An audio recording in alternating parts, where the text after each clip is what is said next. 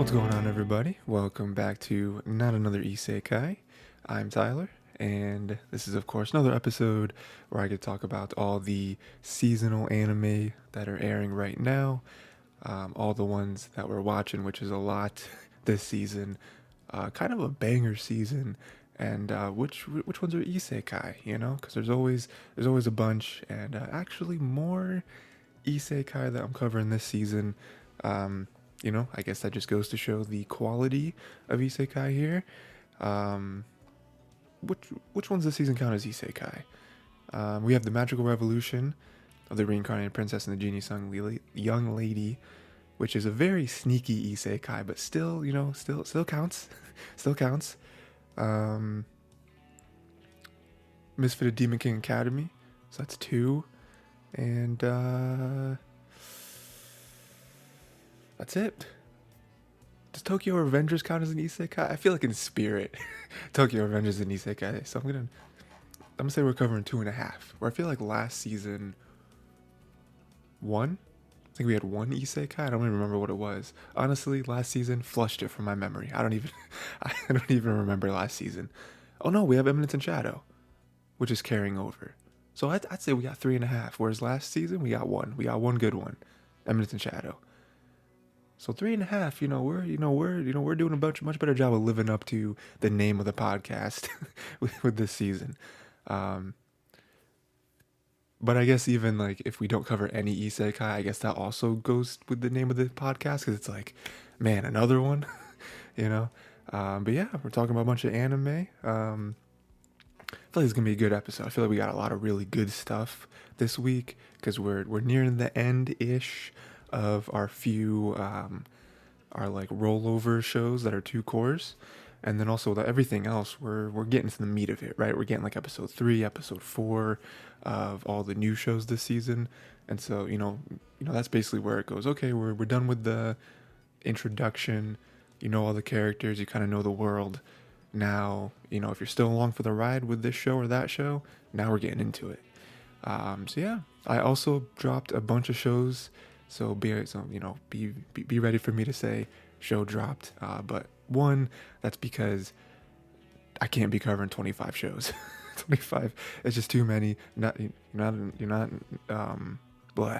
only to watch throughout the week, but also to talk about. We can't have 3-hour episodes every week because that destroys me. So, but also, I didn't drop shows just for the sake of dropping them. Once we get to it, I'll explain why I dropped each show. So, but yeah, still a very healthy amount, more than last season, I would say. So, I've been talking for too long and not about anime. So let's start. First, as always, we got My Hero Academia Season 6, Episode 17. One thing to note here, I think I mentioned this before, but very annoying on Crunchyroll, where they're like, hey, this is episode 145. And I'm like, okay, I just need to know if this is episode 16 or episode 17. Is this the new episode that's out or isn't it? I can't do the math and be like, okay, well, so 17 should be 144. So 16 is what I can't be doing that. So this one, kinda, sorta what what we expected. We're learning more about the Todoroki family, which is nice. We already, pretty much everything they talked about, we already kinda knew, or at least inferred. But it was nice to really see it. Especially with more of the aspect of Toya, right? So yeah. Next episode, though, next episode I think is gonna be about Midoriya, but we'll talk about that. So, like I said, mainly just backstory, not too much to talk about, but I am gonna go through. It. So, for the most part, Endeavor and Ray, that was kind of like an arranged marriage, which we already probably kind of knew.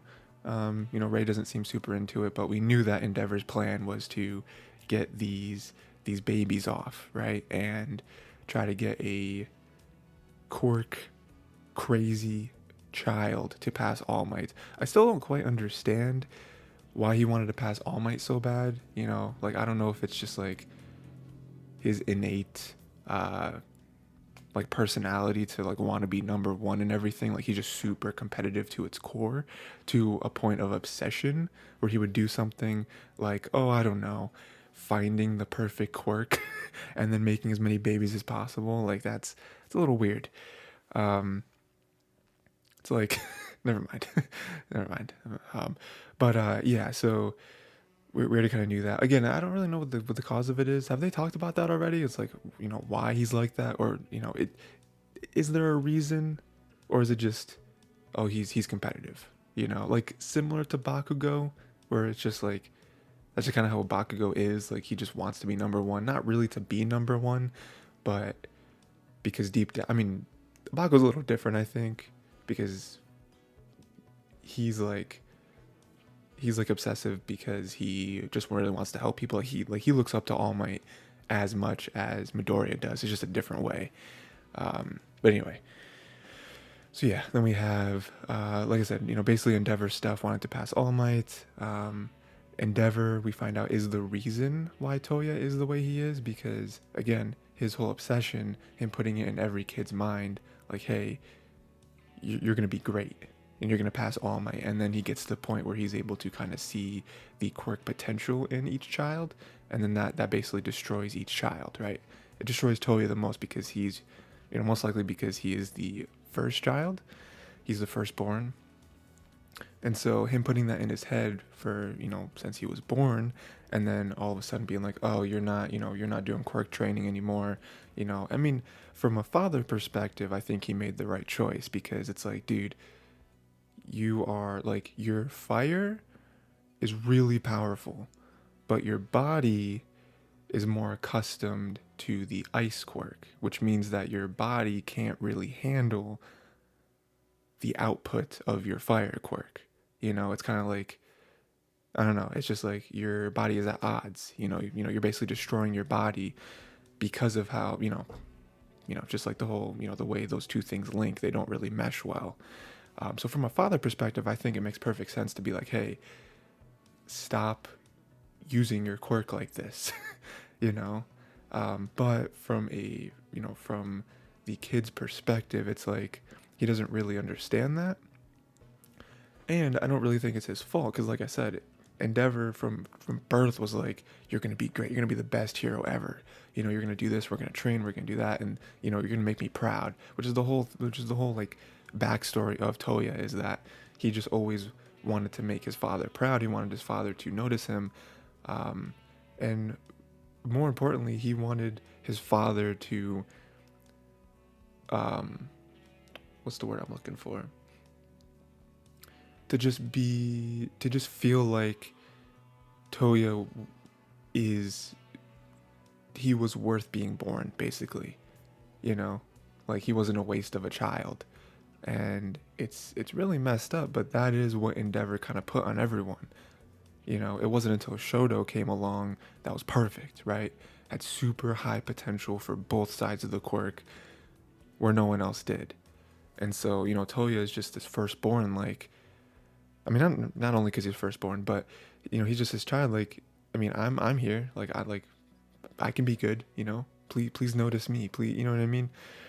Which is funny because normally, like, the firstborn doesn't really have to worry about the parents like noticing him and like doing stuff, because that's like, that's like the whole cliche, right? Is that like firstborn and then the baby get the most attention, and then all the middle kids just kind of get forgotten about, right? It's like the trope in any storytelling, right? So yeah, very, very messed up. To the point where Toya attacked Shoto as a baby. Like he just went all out and he attacked Shoto. Again, it's just his own kid brain, but again, not fully on him. With Endeavor being like, oh, I finally had the perfect child, and his other children are like, do I not exist? Like I'm still a kid, Toya really got cracked in the head. He's even out here blaming his mom, saying the mom is complicit too, which is true to an extent.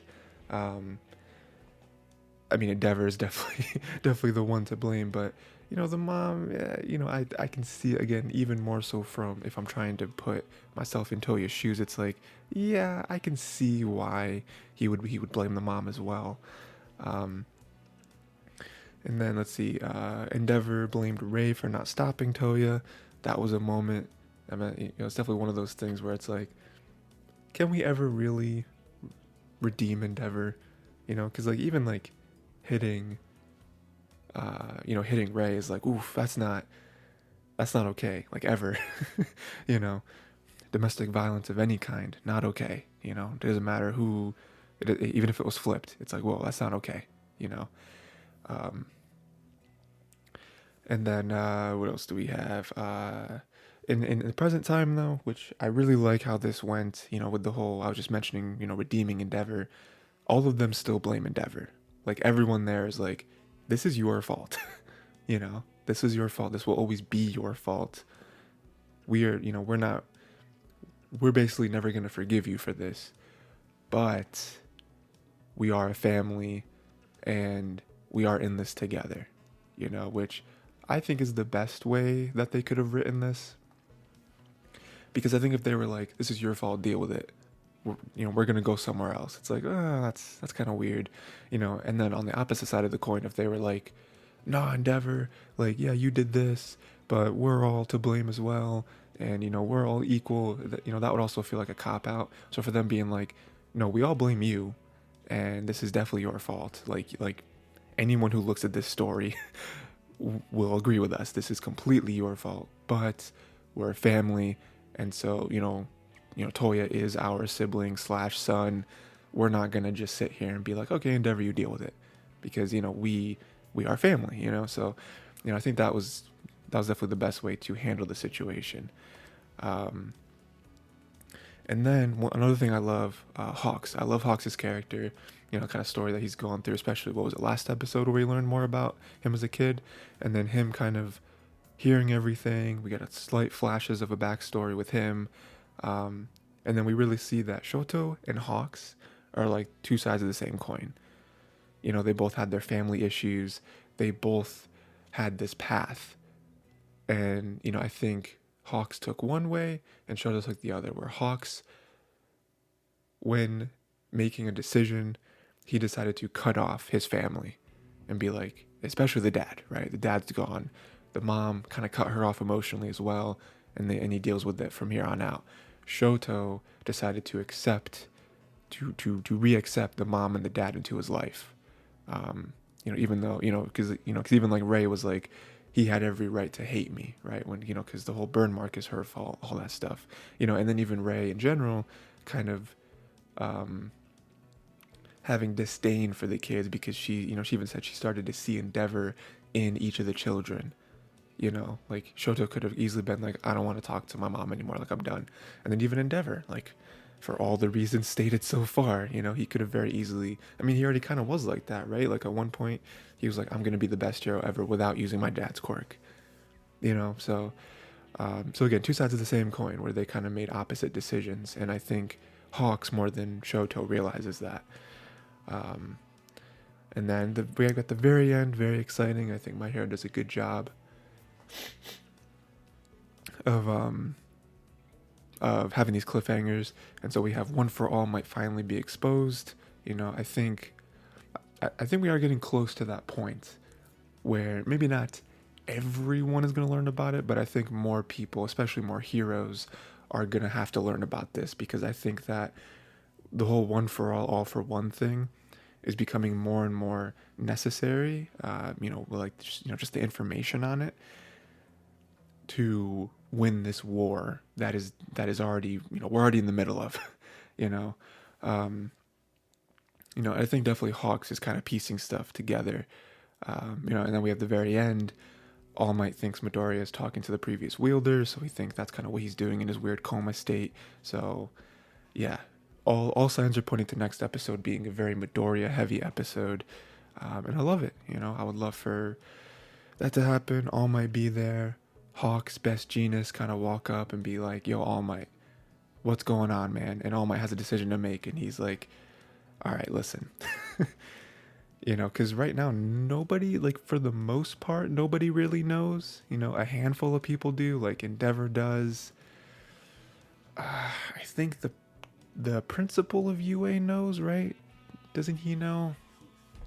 Obviously, like the old man, I forget what his name is. He has like the jet boots thing. He's the one who uptrained Midoriya. And All Might. He trained All Might too. He knows. Bakugo knows. Who else? I mean, All for One obviously knows. Shigaraki. I think probably most of the league maybe knows, but like in terms of heroes, I don't really think too many people know about this. So, that could be a huge episode. I feel like this season in general is really big. Like I feel like a lot of stuff, like even the first half with the whole hospital and then All for One and Shigaraki, like that was a lot of stuff that happened. And I think we have this whole second half where a lot of truths are being exposed in the second half. So it's a great season. It's a great season of My Hero. Next, we have Blue Lock. Blue Lock episode 16. Blue Lock just continues to be an incredible sports anime. So this one, not too much actually happened, but I feel like a whole lot of setup. And next episode's going to be crazy. So we learn a bit more about Baru. We got Baru who's kind of meticulous about everything, which makes sense with his whole king persona and how he is on the field, where he's just like, everything has to go my way, We have Reo, Chigiri, and Kunigami. They really want to be Isugi and Nagi and Baru, but Baru is just kind of just there, obviously. Reo really wants to beat Nagi to prove that Nagi should have picked him. And then Reo, Chigiri, and Kunigami really want to be Isugi, just in general. Isugi wants to create a chemical reaction with Baru, which is a really tough thing because Baru is just kind of like, I am the team, like just pass it to me, I'll score. It's tough though because Baru is a very frustrating character to watch because he lost. You know what I mean? Like he lost. And then he can blame, it was his fault that we lost, but it's like you lost twice. You know what I mean? Like you lost the 3, you lost the 2, like. And for you to be like, it's their fault, it's like, yeah, but not even for like a second do you think if you keep losing, you keep blaming everyone else, you're gonna be knocked out. Like you understand that, right? Like you are going to lose and you're out of Blue Lock. Like for just for a hot second, you don't think, hey, maybe if I, again, not blame myself, but maybe just, develop some new stuff, work with people, even if you want to put in the perspective of, hey, these weaklings, they don't understand how to help me, so I'm gonna try to help them and kind of work with them because clearly I keep losing, and so if you keep blaming other people, it's like, okay, so then make us better, help us help you, basically. And we'll talk even more about that in a second because we do start the next match at the end of this episode. In the bath, they agree to a match, which is great. Again, that's very clearly set up. That's what I said last episode, where I was like, next episode is going to be them facing each other. They're clearly building this 3-on-3, which is going to be great. Isugi's team, they all want different people if they win, and really there's no bad answer, I don't think, because Isugi wanted Chigiri. It's like, yeah, his speed is crazy, like us having that speed, because none of us really have that. Like Baru is fast, but again, he's more of like a bulldozer where he just bulldozes through people, whereas Chigiri can get past people. He can be very sneaky, because he's like sneaky fast, where Baru is just like, get out of my way. But then we have Kunigami, who is, very good at pushing the line, and he has a very good shot, a mid-range shot. So, Baru's like, that will play off my style. And then Nagi's like, well, I want Reo. And I don't think that's a weak reason because one, they know each other very well, so that, that chemistry helps. It's very similar to Isugi and Bakura, where it's like, yeah, Bakura's dribbling is crazy, but also just the chemistry that we have is also just a plus, right? Because again, good pieces being together are good, but if there's no chemistry there, it doesn't really work out. Which again, we'll talk about at the end of the episode. Um, and then also on top of Rayo, it's like Rayo's also really good. Like he's really good at seeing the field, and he's a really good passer. Which I think they also really need because none of them in particular are good passers. So it's funny that they're all like, I want him, I want him, I want him, and it's like, well, who do we take? you know. Um, and then what else do we have? We have a quick flash. Nobody wants to face Rin's team, which is a big problem because if nobody faces them, then they lose, because they're also on a timer, right? Like there's however many days, I think it's like a week or 2 weeks or something. And you have to get there. You have to win the 5-on-5 within 2 weeks or something, right?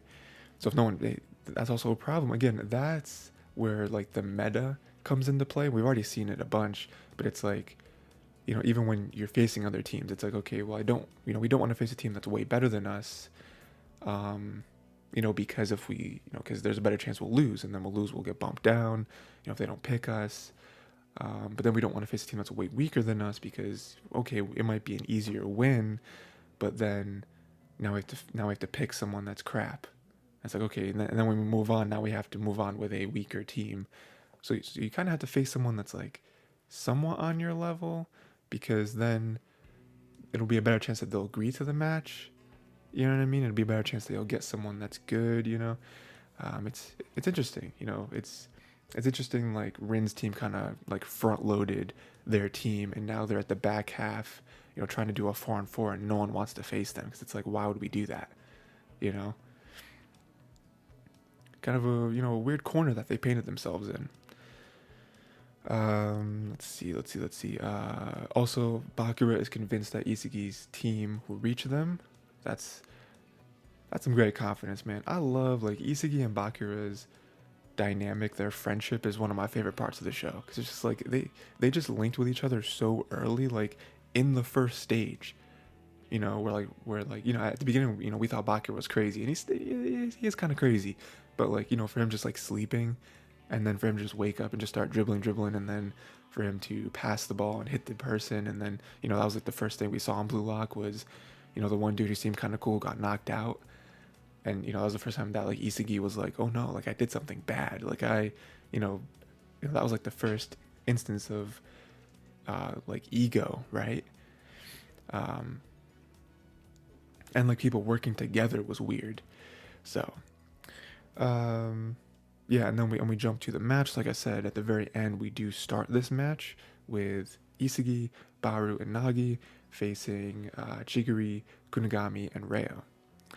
And it's not looking good for Isagi's team because Baru's on the team, and like that was the whole thing where it's like Baru's really good, but he's not a team player. Like Nagi's a genius, but he's a team player. Isagi's a team player. We even have mostly everyone. I would say like really the only one that isn't is Rin from what we've seen. He's not really a team player. He's like, just give me the ball, do it all myself. But he'll pass it if he needs to. You know what I mean? Like he'll do that. Baru's really, I'm trying to think to like every main-ish character we've seen so far. It's really only Baru that's just like, I don't pass the ball. Why would I do that? And so they predicted that, and they were just like, okay, we're just gonna double team you because you're not gonna pass it to Isagi, you're not gonna pass it to Nagi, you're gonna be bullheaded, and you're gonna try to do everything yourself. So I mean, honestly, they're probably just gonna keep double teaming this man until he breaks. Very easy decision to do that. And then we have Nagi calling Chigiri a Red Panther, which I just think is a really cool name. But yeah, he's like super quick, and it's like, oh man, you forgot how quick he was. And then they just kind of hit this realization that they are the better team. Like in terms of teamwork, cohesion, chemistry, all that stuff, they're much better because kind of like I was saying earlier, having pieces, really good pieces individually together is great. You know what I mean? But if they can't work together, then it's wasted potential. You know what I mean? Because at the end of the day, you can have a team that individually maybe are just kind of average or above average, but if their chemistry is there, they'll beat a team that has a few geniuses on it, but they can't work together. You know, we've seen that in Haikyuu, another sports anime, which I bring up a bunch because it's one of my favorite anime ever. It's a volleyball anime, and we kind of see that too, where there are some teams that have superstars on it, but then they face a team that's just way better at working together, and they really know each other's like strengths and weaknesses, and different plays to set up for each other, how to cover each other's backs, all that stuff. And it's just like their teamwork. They're like a chain link fence, and it's all solid. You know. So yeah, this is tough, but they're getting pumped. I can't wait to see next episode. Next episode will probably be the entire match. I can't imagine it won't be, and I'm really interested to see how they win, because in my mind, Isagi. Okay, so now we get to predictions, right? Let's just see what you guys think, because in my mind, there's obviously only two scenarios, right? Isagi wins or Isagi loses. Isagi winning, I think, would make sense, because I feel like we are deep enough into the show where it's like, I don't think Isagi can lose. So if we're going with the Isagi wins route, I don't know how they're gonna do it. I mean, I feel like I feel like they have to break Baru down, and just Baru has to get frustrated enough, and keep, I think them double teaming Baru, I think is what's gonna do it. I think there's a very good chance that him just keep getting double teamed, because at that point he can't blame. I mean, he could, but he can't blame Isagi and Nagi, because it's like, what are we supposed to do? You know what I mean? Like, we can't stop them from leaving. Like we're on offense, People on the offensive don't chase the people on defense. It's like, if a defensive player leaves me, I'm wide open. Pass it to me. This is perfect. This is in any sport. Any sport. You play basketball, football. I mean, I guess baseball's doesn't really work that way, but if you're playing basketball and your defender just leaves you, it's like, dude, pass it to me. I'm wide open. I can do anything right now, Even if I'm not good at shooting where I'm at, if I have the ball, I have no one defending me. I have a clear field of vision to anyone else who I can pass it to. Like, that's a perfect scenario. If a defensive player leaves me, I'm not going to follow him. You know what I mean? That doesn't make any sense. So it's the same thing here, where it's like, if Rayo is supposed to be marking me, but Rayo leaves me to go to you, pass to me. I am literally wide open. I may not be in the position to shoot, but at least I can run up the field. We can make some progress downfield. Me and Nagi at that point can kind of play the double team against who's marking Nagi?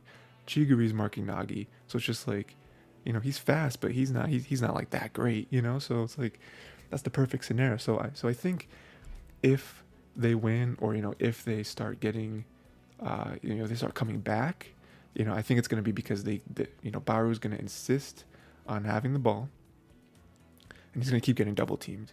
I mean, if we go down that path, at some point they'll be like, okay, Baru has finally got it through a stick skull. We're not going to double team anymore. That's not what's going to win them the game. I mean, or Isagi and Nagi just aren't going to give Baru the ball. That'll be interesting.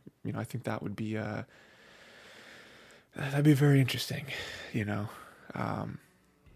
The other option is that Isagi loses, but if Isagi loses, Isagi has to be the one to be picked, because again, I'm just kind of playing the meta here.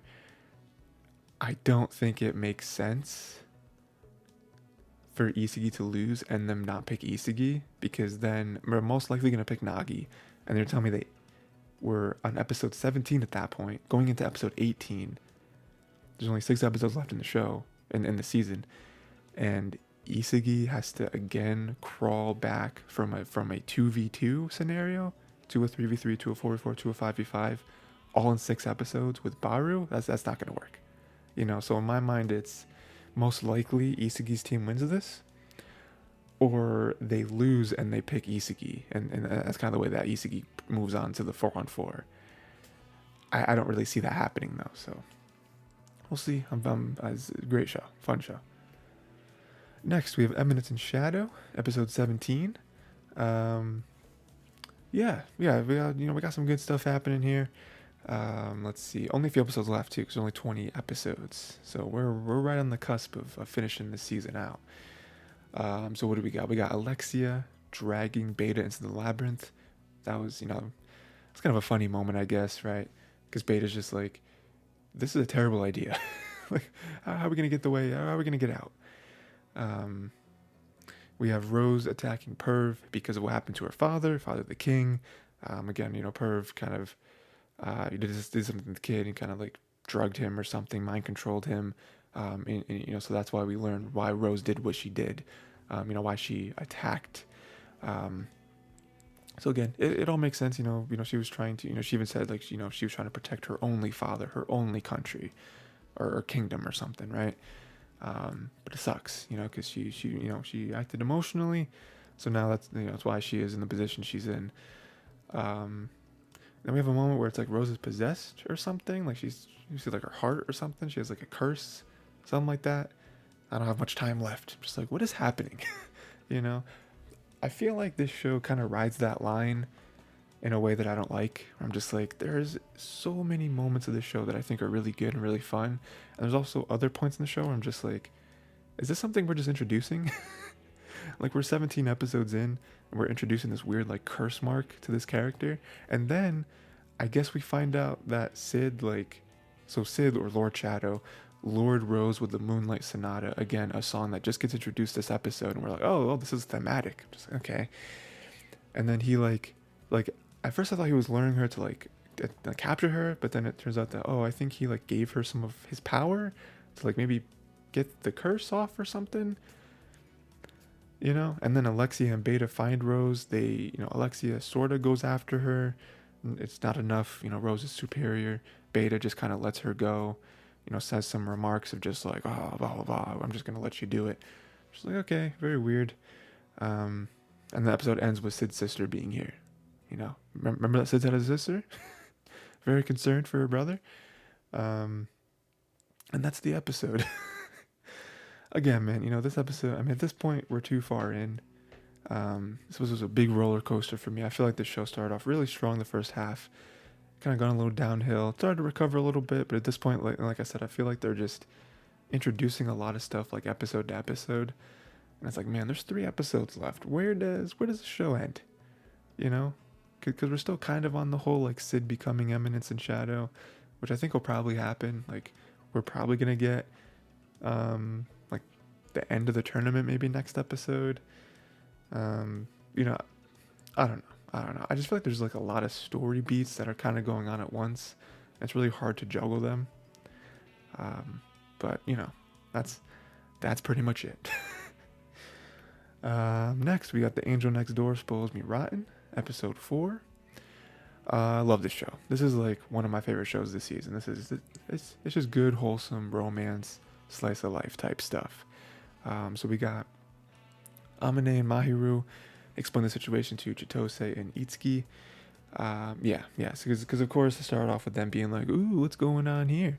But then it's like, no, it's not what's happening, blah, blah. But it's nice. Again, Amine doesn't really have to tiptoe around his 2 best friends anymore with the whole, angel situation. And then also, we see a little moment here where Amine seems happy for Mahiru because again, Mahiru doesn't really have friends, I would say, from what I can tell. She kind of just chills by herself. I mean, I think she maybe talks to some people at school, but for the most part people do, she is kind of, she's kind of put in this box of the angel. So I think people are just like, oh, she's perfect. She doesn't want to talk to me. It sucks, that her kind of reputation almost ruins her like social potential. And then so for like Chitose being the kind of girl she is, she immediately latches on and she like wants to be friends and talking and you can see Amine's face. He's like, yeah, okay, yeah, we got more people talking to her. It's great. We have a scene where Mahiru severely underestimates her cooking ability. Not that she doesn't think she can cook, but I feel like less so underestimating her ability and more so just underestimating the effect that her cooking has, where it's like, nah, like your cooking is great, like, you know, it does bring joy, you know, it does make me happy, you know. She's like, ah, it's, you know, cheap happiness, you know, happiness comes cheap or whatever. But it's like, no, like you don't understand, like this is something, you know, like don't cut yourself short, you know. And it's a pretty potent scene for her, right? um and then we have them playing video games, and Amine, Amine did the like golf club thing, you know, and like again, some like trope for like romance type stories where they go out and they play like mini golf or something, and you know the like the female needs help. She's not good. She wants help. So then the male comes along and kind of like wraps the arms around her, you know, puts his hands on her hands and kind of swings with her, you know, swings the club with her or whatever. It's basically the same thing, but it's now in a video game where he kind of puts his hands on her hands on the controller, helps her out. They get embarrassed, but it's just like, it's a sweet little moment there. Um, we have them exchanging gifts. He got her a little pocketbook thing.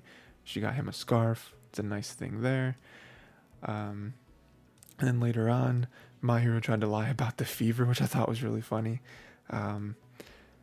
You know, because she's just like, it's a little fever, and then he takes the thermometer, and he's like, no, this is like a real legit full on fever. You're not gonna do this. And it's funny because this is sort of how the relationship formed, with Amine getting a fever, and Mahir taking care of him. So now the roles are reversed. So that's nice. You know, they also have a moment there where, you know, he like forces her to like be chill and be like, hey, you're not overdoing it. You know, like I'm gonna help you. And so he like picks her up very suddenly, and he's like, I'm bringing you to your room. And she's like, but you can't enter a girl's room. You can't do that. And he's like, all right, then we're gonna go in my room. And they have this whole argument where she's like, is there a third option? And he's like, I force myself into your room and I throw you on the bed. And it's like, okay, well in that case, your room then. And then we also learned that Mayuru had a housekeeper. Again, you know, I think we're getting its and bits of her life, right? You know, again, I think we're really building up to her parents. I'm imagining she's an only child, and her parents, it's tough because we haven't heard about the dad. All we've heard is that the mom, or was it the parents, or just the mom? I don't know. But you know, like them. Oh no, they would never call me Mahi, or they never call me by my first name. Just like, I mean, I feel like the story has to be that like the parents suck, right? Because at first I was like, oh, maybe the parents are dead. But it's like the way she talks about them, she doesn't talk about them like they're dead. She talks about them like they were there, but they weren't very good parents, I guess. Weren't very close. Maybe not bad parents, I don't know. And then her talking about like the housekeeper, like the housekeeper would take care of it. The housekeeper is the one who, you know, it's like to me that really makes me feel like she has like rich parents or something, and the rich parents just are never around, you know. And so like the housekeeper kind of watched me and took care of me day and night, you know. Which sucks, you know. Yeah, that's kind of what we learned there. And again, like they're just getting closer, you know, them like holding hands while she sleeps. It's just like the show knows exactly what it's doing. You know, we're only 4 episodes in. You know, we're getting that prime romance slice of life content right here. So love it so much. Next, we got the Ice Guy and his cool female colleague, episode 4. So what do we got? We got Fuyutsuki invites Himuru to see George the Kitten 2, a family movie. But, you know, they watch it because she's really into it. I like how she's a little embarrassed about it. But he's like, nah, man, that's cool. That's cool. We can go see it. You know, again, it's just another small thing that's kind of on their road to being together. Neither of them can sleep, which is really relatable because, you know, I mean, just for anything, right? You ever have something the next day that you're really excited about, and you just can't sleep. You're just like, you're just thinking about tomorrow. Yeah, that's what they're both going through right now. Fuyutsuki was crying at the movie, which is very sweet. You know, her crying at like a family movie.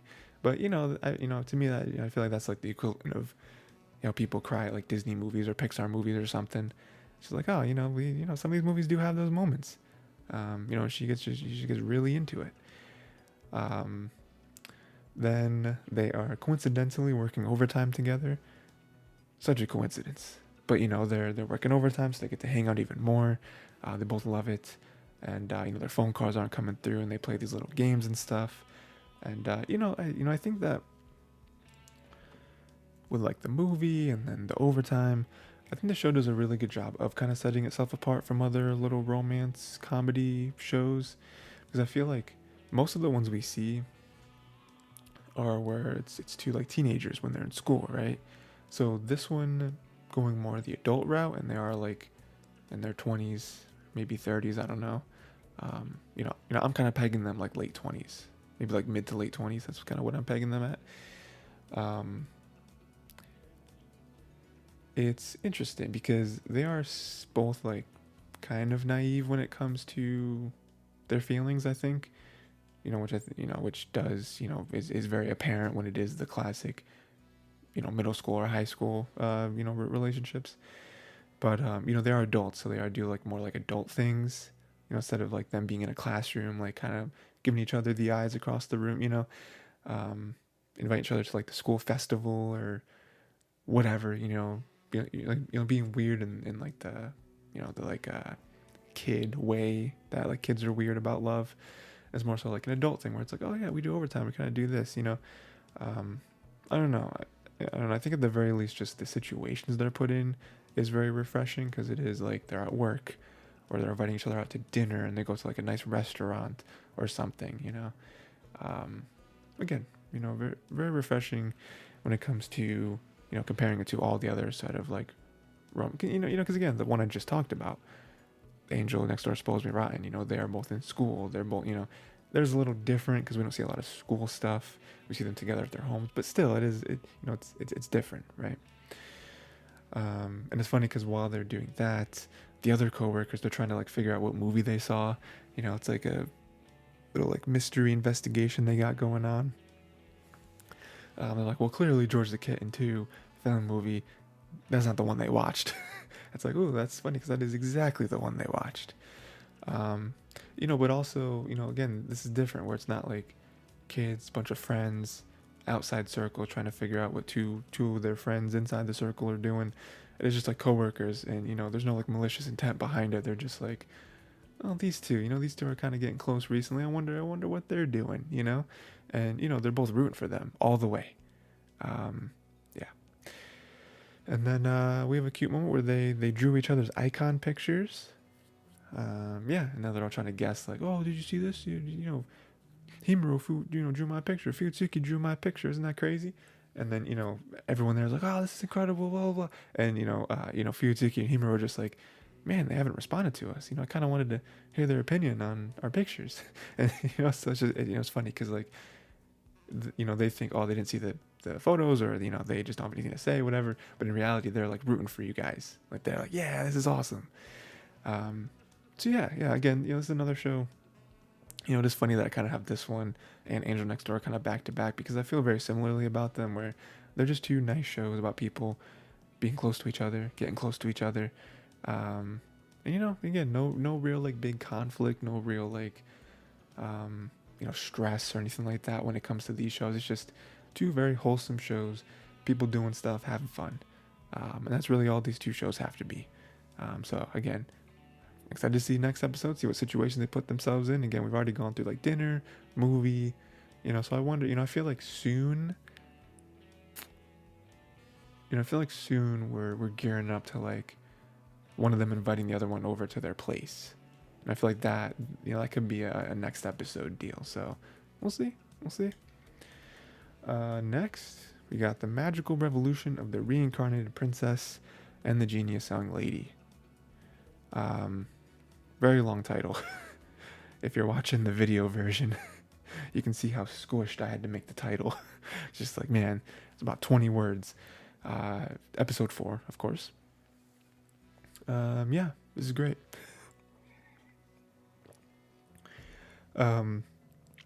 So we open up, there's a dragon, so we get more fantasy elements in here. Love the dragon, right? It's always a wild card when a show has a dragon. It's like, ooh, it's a dragon. It's a very powerful creature. What are we gonna do? But then we just kind of cut away from that because who cares, right? We got Ilya comparing Anis to a dog, which is funny because again, their whole relationship, you gotta love a like snarky maid, right? That just like treats the princess, in like that certain way, and like the princess is like, hey, what are you doing? The level of disrespect. That was a funny moment. We have a very nice wholesome moment between Anis and Yuffie where they have a whole conversation, but the main gist of it is Anis says we'll figure it out together, and that's so awesome. I think that's really reassuring for Yuffie's character because Yuffie is in this weird spot where we've mentioned it a million times already, but Yuffie keeps saying like, oh, I was kind of raised to be the next queen or whatever, kind of performing my duties, that sort of thing, royalty, how people see me, what they want from me, and now that's all away. So now I'm like, I don't know what to do with my life, basically. And like she kind of feels useless, and she even tells Anis like, please give me some orders. You are royalty, you're part of the royal family.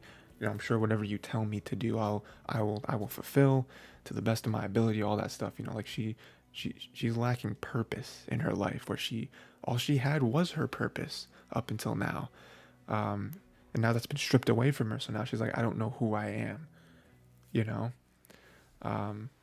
Again, I mean, I don't know. I guess to maybe put it in more real perspective, I don't know. It's just like, what if you train your whole life? What if you're an athlete from childhood? You train your whole life. You play, to go to one of our shows, Blue Lock, for example, right? And you train your whole life. You'd play soccer. That's basically what your whole life is, right? You love soccer. Your whole life is planned out to play soccer professionally, all that stuff. And then, you all through school, you go to college or university, and you're on a great school for college. You're on the team, whatever. You're a starter, all that stuff. And then you have a career-ending injury. You can never play soccer again. It kind of be like that, where you're like, well, what do I do now? Like, that was my whole life. That is all I was ever going to do with my life. I didn't develop any other skills. I didn't make any other connections to any other job or industry or hobby or anything. Like, pretty much when I wasn't eating or sleeping and doing schoolwork, I was playing soccer. So it's like, now that I can never play soccer again, what do I do? It kind of be similar to that. It's like I was training my whole life to be basically a queen, right? And like my whole life was catered to that. And now that I'm not gonna do that, I don't know what my life is supposed to be, And also on top of that, to like separate it a little bit from the soccer analogy, with the soccer thing, in my scenario, you were choosing to do that, right? That's what you wanted to do. In Yuffie's situation, that was kind of thrust upon her, where she was like, yeah, this is what you're going to do. So, she was kind of given this purpose. And so now that purpose was taken away from her, she's like, well, someone needs to give me another purpose, But like, Anis being like, we'll figure it out together, is like, oh yes, that is exactly what you were supposed to say. Because now that reassures Yuffie, it's like, hey, you don't got to know right now. We can take time. And then what do we have? Oh yeah, and then some a little bit more explanation as to why Ilya is the way she is. Ilya doesn't treat Anis like royalty, kind of per her request, So she kind of explains her whole backstory, and Anis doesn't like being treated like a princess. She doesn't like being treated like royalty. The kind of the way just like commoners or whatever will treat royalty, because that's how they're expected to be treated. Anis is just like, nah, just like I'm a person, like I don't like none of that. I mean, you can see that from personality too, the way she, as an adventurer, the way she just kind of does stuff, how she crashed into the part where her brother was cutting it off with Euphelia, and then her being like, all right, Euphelia, let's come with me. It's just like, what? But I love that, because that says a lot about Anis's character, but it says a lot about Ilya's character too, because on top of that, we see that Anis is taking in Yuffie, this kind of like how she took in Ilya, right? So, that's another kind of connection that Ilya and Yuffie have, where Ilya's just like, that's just what Anis does, and she kind of even talks about where it's like, she talks about her, her life before Annis, and like how she was like the maid, and she was the very stereotypical like servant, helping whoever she's supposed to help. But she's like, she kind of has this energy of like, yeah, it was like easier or simpler or whatever.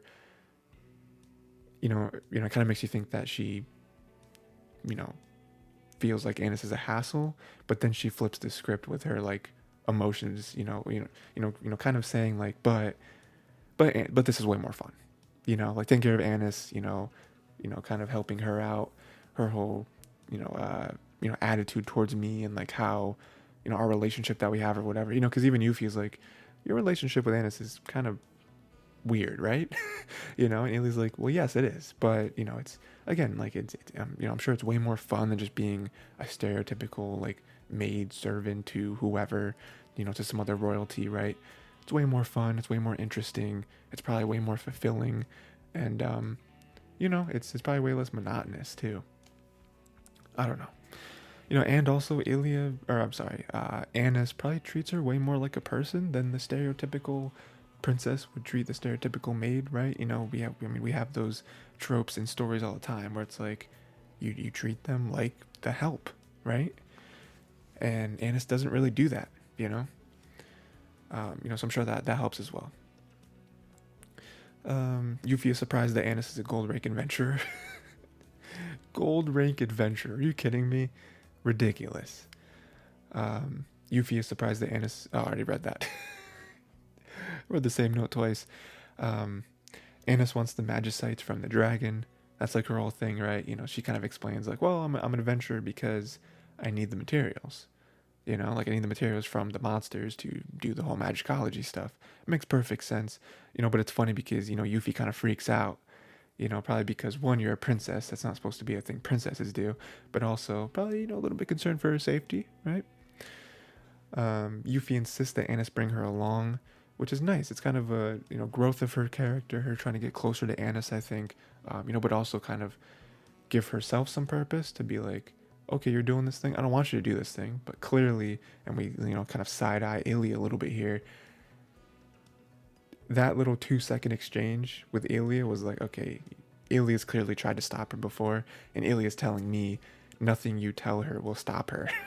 So Yuffie's like, okay, I'm gonna go with you. I think it makes sense. Yuffie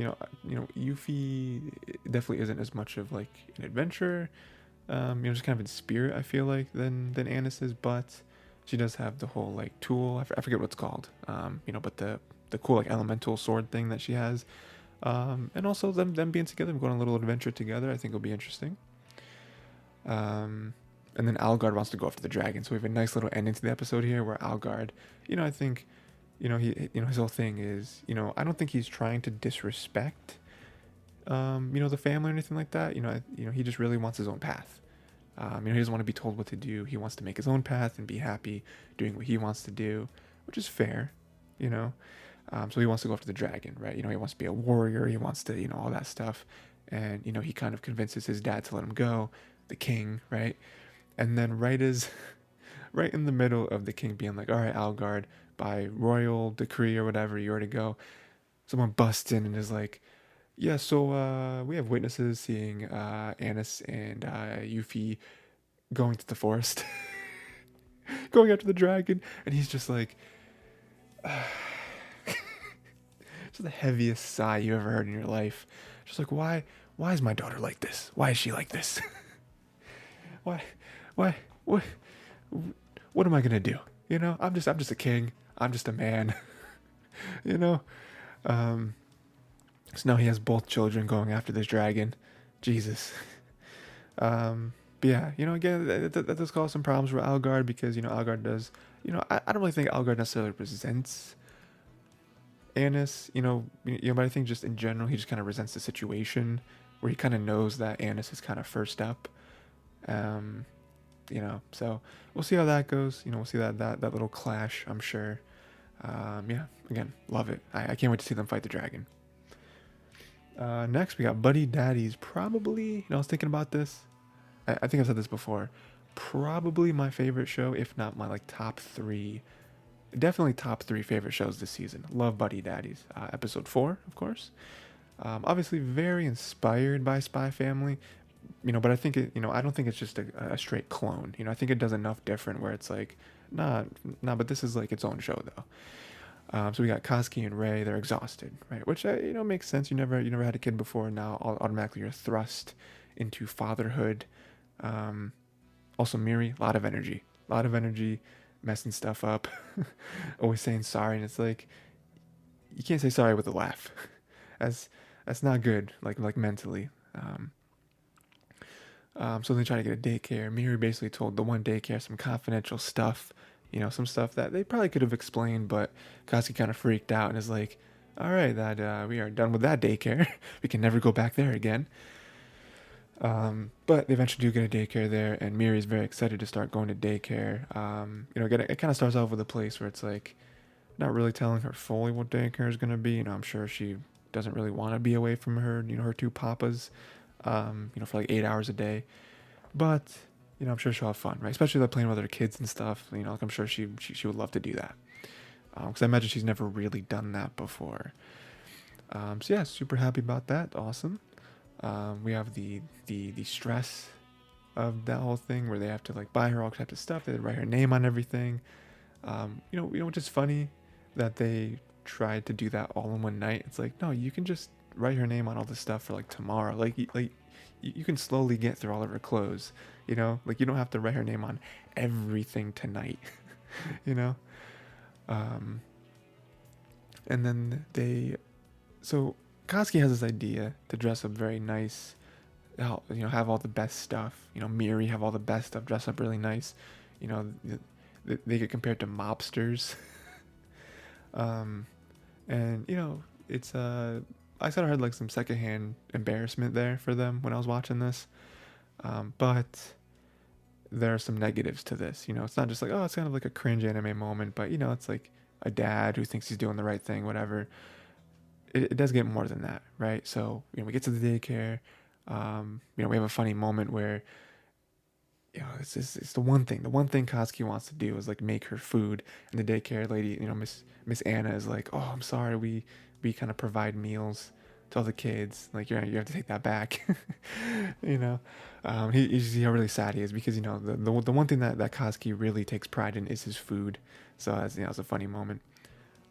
But the kind of sad part of all this is that no one wants to play with Miri.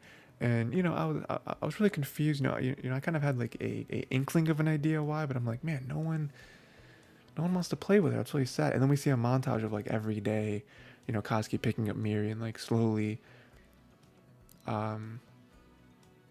slowly Miri is just like not having a good time, and it's like, oh, no one's playing with her. No one wants to, she's all alone. Like of course she would hate it, you know.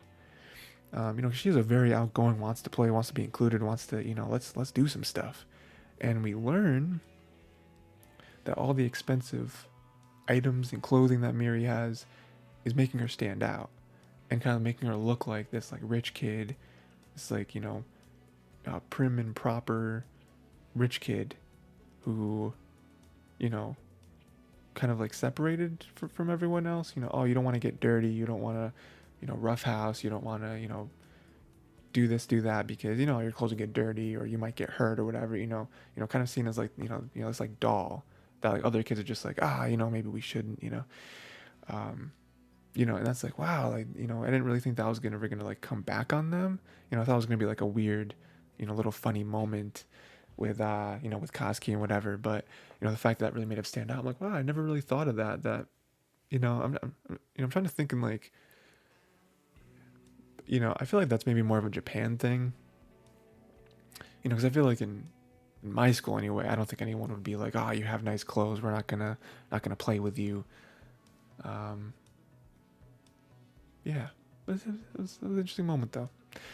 But then we have a great, kind of rebound from that when, he's like, oh, I don't really know where to buy like clothes like that can get dirty and whatever, and they show him to this other store, and it's basically the difference of going to like a really high end like department store or some like fashion store, a place that has like more like fashion or designer items, and then going to like Target or Walmart or something and buying clothes there.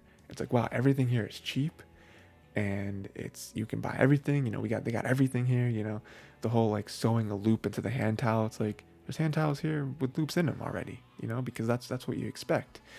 It's great, it's awesome. And here's a nice moment where it's like, you can get anything you want. Everything is so cheap here. you know so that's great.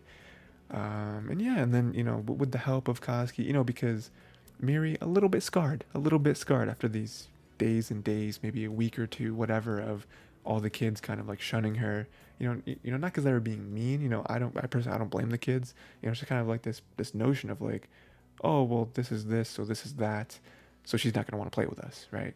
You know, the other kids were kind of being like too nice and too courteous with this like notion that she's like rich and pristine and all whatever. So she's a little shy, and so Kazuki kind of tosses the ball, makes a little show of it, and now everyone's playing together. And it's great, it's awesome, it's such a good moment. And then she has friends. She says bye to a couple people by name. It's like, oh, she made friends. It's great. And then we have a little end credit scene where Miri, she finally has her own room. So it's just like everything's coming up Miri. you know, it's so good. And like the room is such a big thing too, because this just further cements how they're keeping her like long term. Because like she didn't have a room before, because it was like, well, why would we make you a room? Like, we're gonna bring you back to your family or orphanage or something, But now that she has a room, it's like she has like planted her flag basically. And I'm like, oh, it's so good.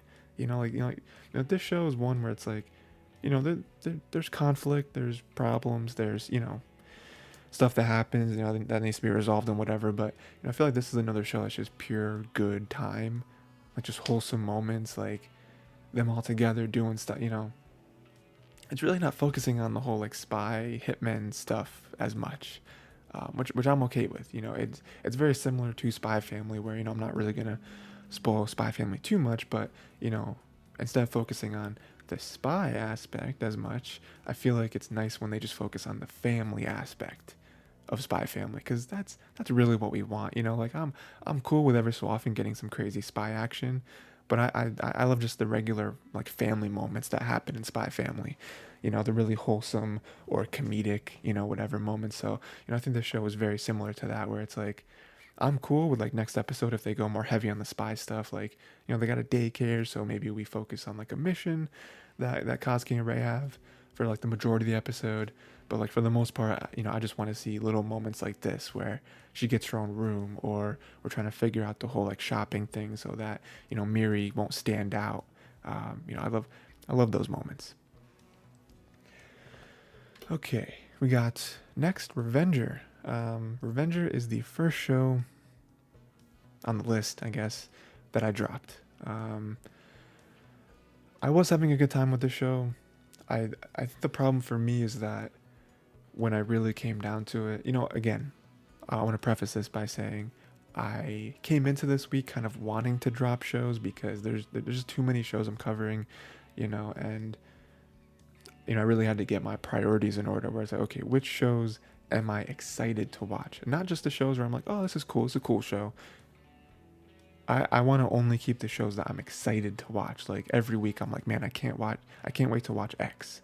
Like with Buddy Daddies, like I just talked about. Like every week I'm like, I can't wait to watch the Buddy Daddies episode. And so that's kind of how I came into this week, of being like, which shows am I going to continue, which shows am I going to drop? And just on the list as we're going through it, Revenge is the first one where I'm like, I'm not really excited to watch Revenger. Like the art style I really enjoy. Some of the action is really fun, but other than that, like the story isn't really something I care about too much. Like it has interesting moments with the whole like opium thing, and then them being the whole like Revengers or whatever. But like for the most part, I'm just like, I don't really care. Like I don't really care about the interaction between like like having the like character moments. I'm not like super into them. And then just the overall story, I'm just like, it's moving a little slow for me, and I also don't know that I really am as invested as I need to be in the story. So yeah, so that's kind of where I'm at with it. Again, the art style and the action is fun, but that for me is not enough to carry a show, especially when I have 20 other shows to watch, and I'm like, okay, well, if I'm gonna cut something, I'm gonna cut something like this, you know. So yeah, unfortunately, I'm gonna cut that. Next, we have Giant Beast of Ours.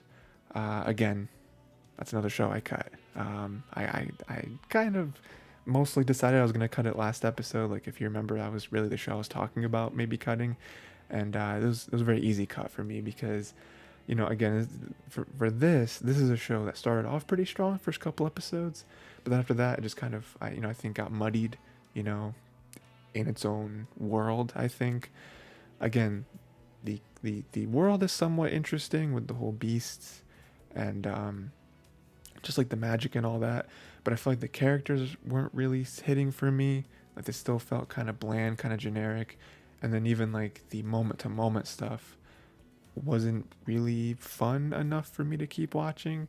I'm like in the, you know, in the animal thing, the animal people and the whatever. I'm just like, I don't really care about this. Like this show kind of got to a point where more and more it was feeling like just like these characters traveling and doing stuff together. Like I don't care, you know. Like that kind of story setup almost never works for me. Like I don't want to see a bunch of characters just doing stuff with no real end goal. Again, Giant Beast of Ours, I understand what the end goal is. You know, them to kind of, you know, whatever, um, you know, merge and, you know, figure out the whole power thing and, you know, run away from the people that are chasing her. Like I get it, but there's really nothing about it that really sticks out for me. It's just kind of a show where there's fantasy, beasts, they fight stuff, whatever.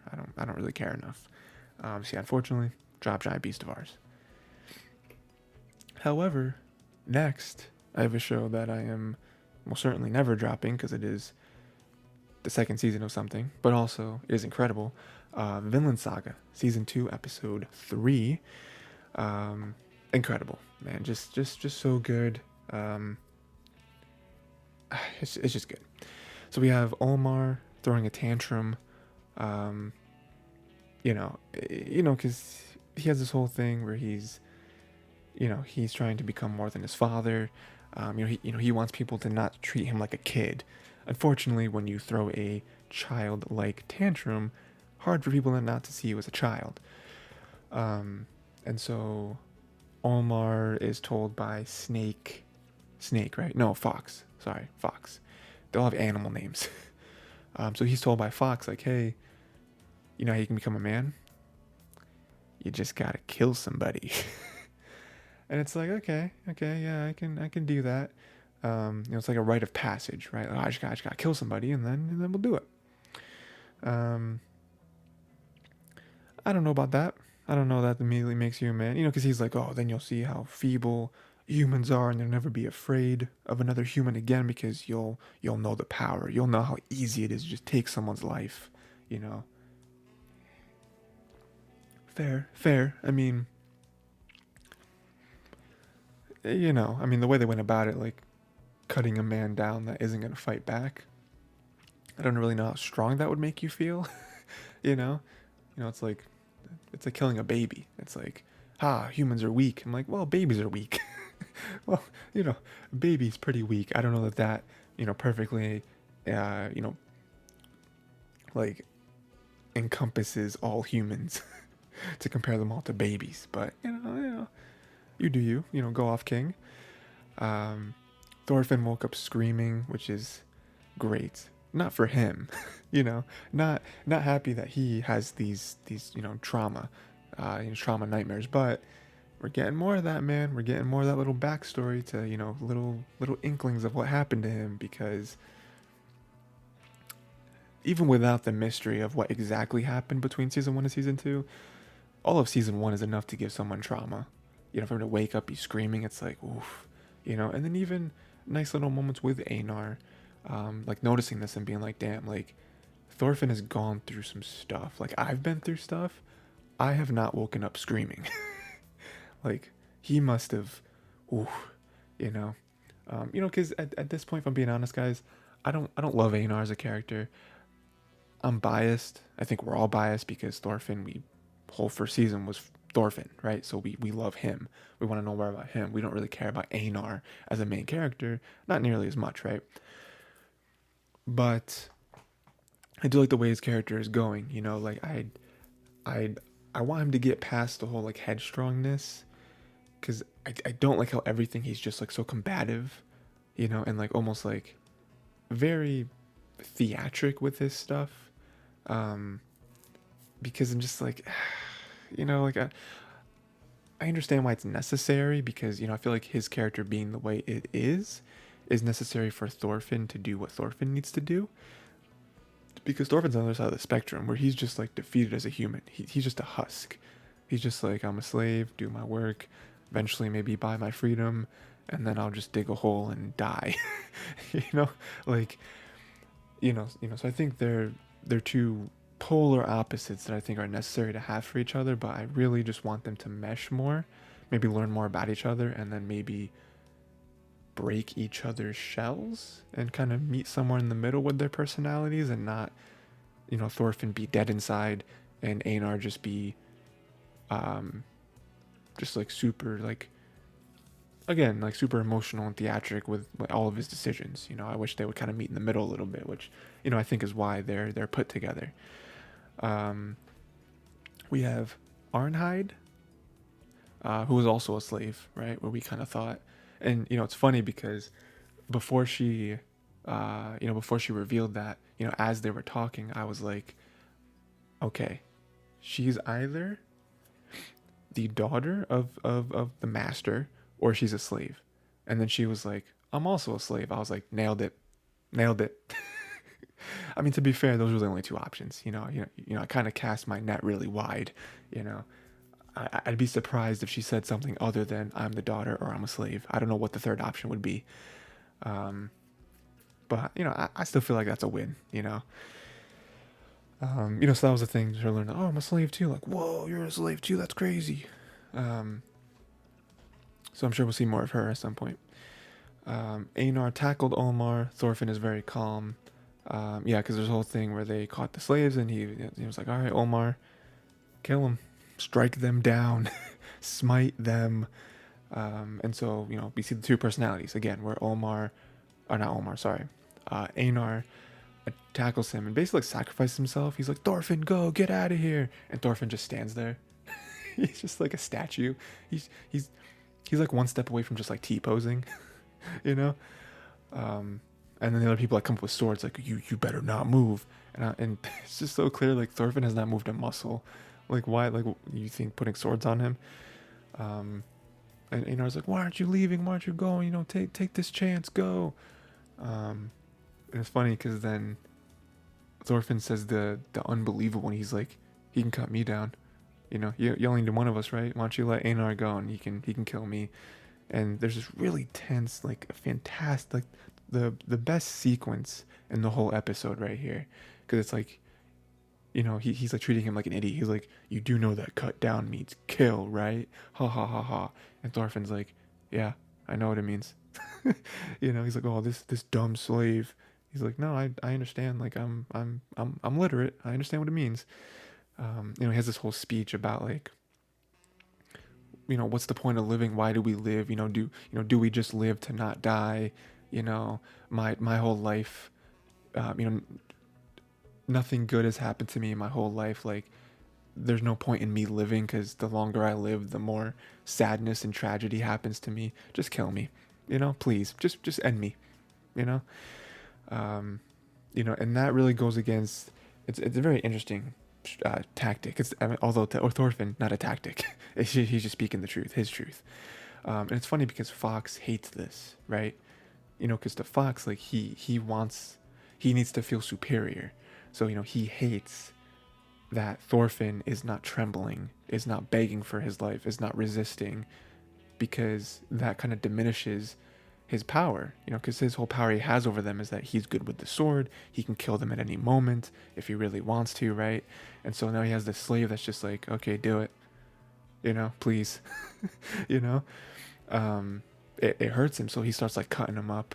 He's like, go ahead, beg for your life, whatever. And Thorfinn is the most gangster, one of the most gangster anime characters, modern anime characters. He's just getting cut up on the chest, on the shoulder, the face, all this stuff. He's not moving a muscle. He's not flinching. He's not blinking. nothing. The most gangster, oh my god, crazy. Um, and so, Fox is getting very upset about this. Um, Snake comes along. He's another character, right? He's just watching this and he's like, wow, that's impressive. He's not moving. Fox cuts off his ear, not his whole ear, but just like a chunk of his ear, basically. Thorfinn, Thorfinn has not blinked once. He hasn't blinked in 3 minutes. you know, I mean, oh my god. And so Snake comes out of nowhere, is like, what's going on here? And this puts, now Fox is trembling, and Snake is like, oh, you're very very impressive, young man. And he turns to Fox, punches him in the face harder than I've ever seen someone get punched in the face before. This man lost 3 teeth. His nose is now inside of his, is now coming out the back of his neck. Like crazy. Because the whole thing. I mean, you got caught. Even Omar was, at the whole start of this, he was like, these are my dad's slaves. Like these are, and then Fox is like, but they're yours. What are you chickening out for? This is your family. And then even Snake comes in, and because that's the whole thing. Where Fox realizes that, Omar was right. Like these are not Omar's slaves. These are not his slaves. These are the masters, the dad's slaves. And you were just cutting him up. This Thorfinn, bad condition. I mean, Thorfinn is he's fine, right? He's got cuts, whatever. He's gonna go through it, but that doesn't look good, So now what do you think the master's gonna say to Fox when Snake is like, hey, look what Fox did to one of your slaves? He's not gonna be happy. So then he's like, hey, Worm or something. I forget, Badger or something. Hey, explain what happened here. That's kind of how the episode ends, but it's just like, love it, perfect.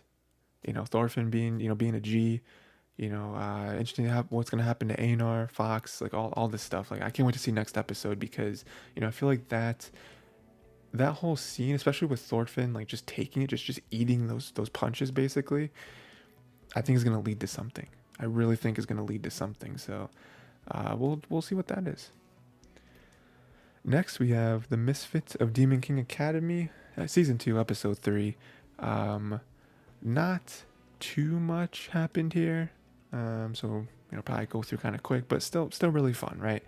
We have a funny, not really fan service, but sort of like in essence it's fan servicey, where it's like an indirect transfer, which I think is a play off of like an indirect kiss.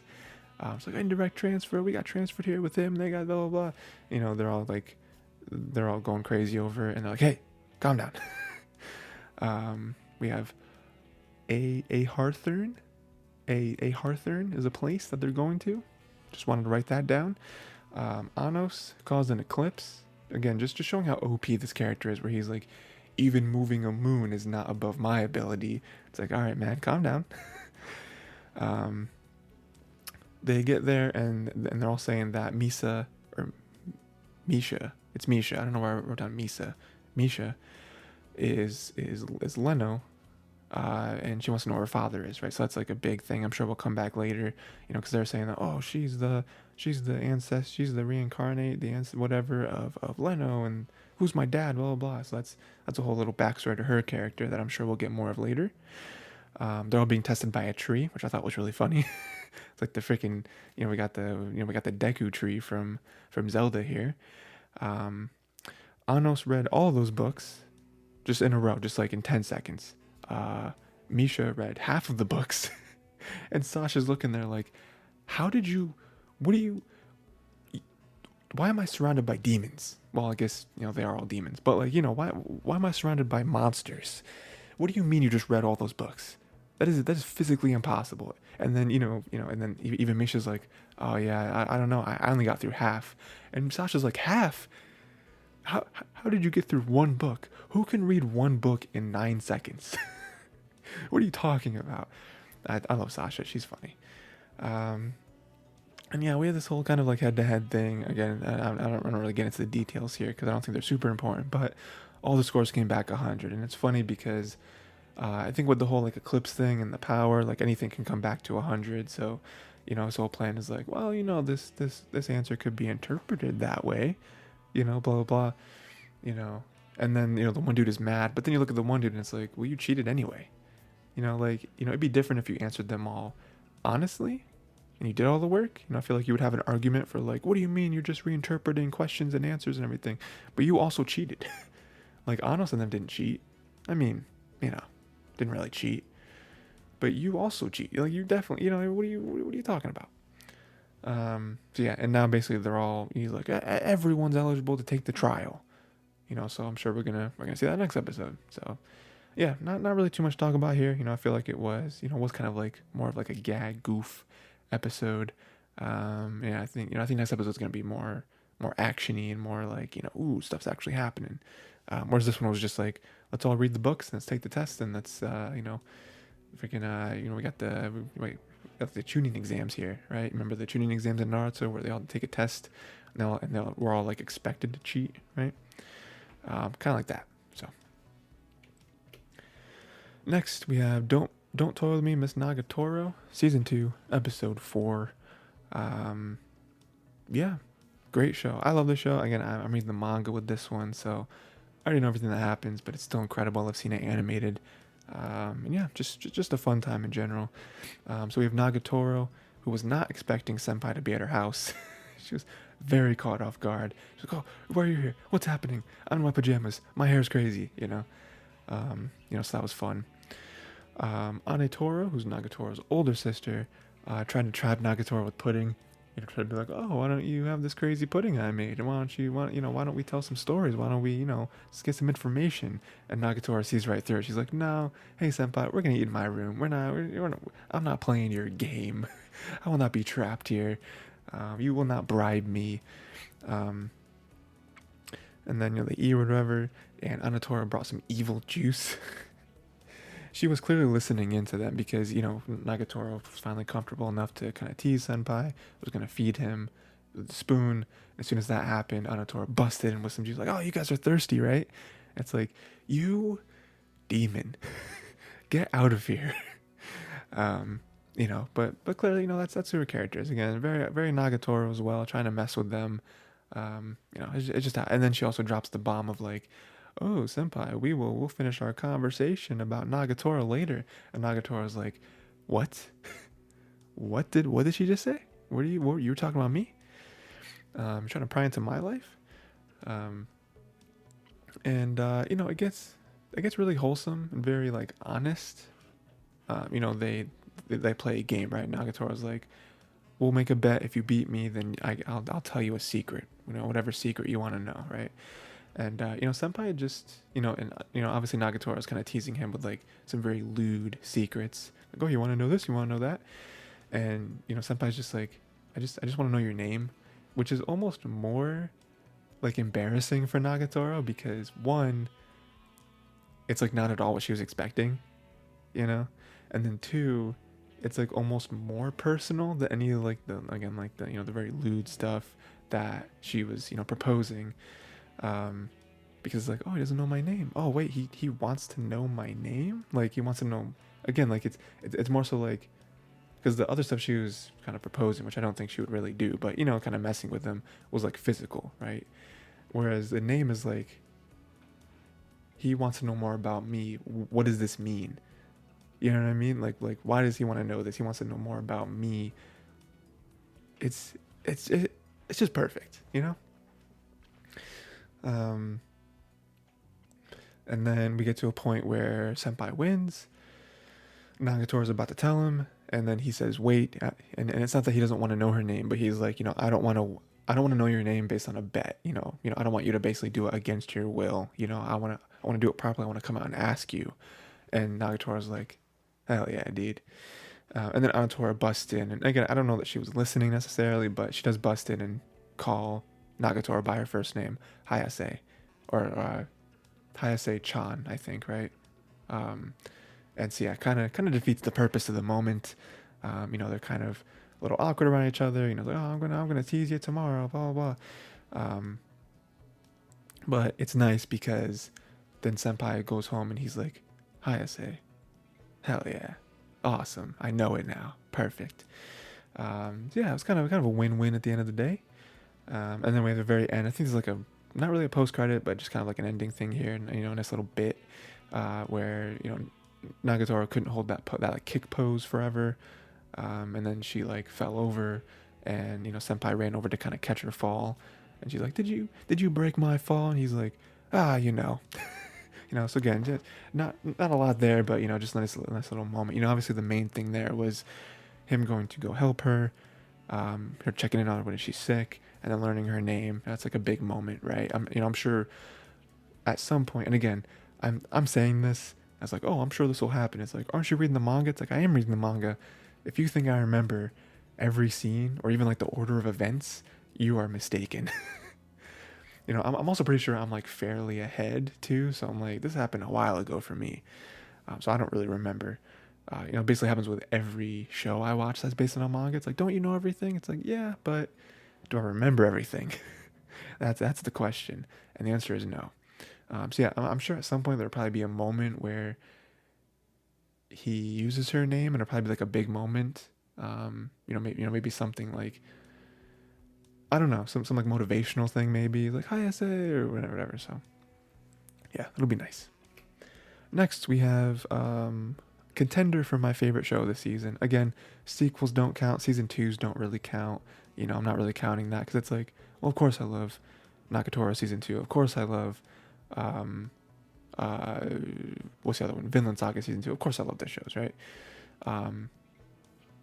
Kubo, contender, because it's just so perfect, right? So if Kubo Won't Let Me Be Invisible, episodes 2 and 3, it's just a perfect show. It's a nice little romance, nice little rom-com, slice of life, like situational comedy type nonsense, and it's just perfect because everything about it's wholesome, everything about it is innocent, and it's just fun. It's kind of like, it's similar to Nagatoro, but not quite the same. I don't know.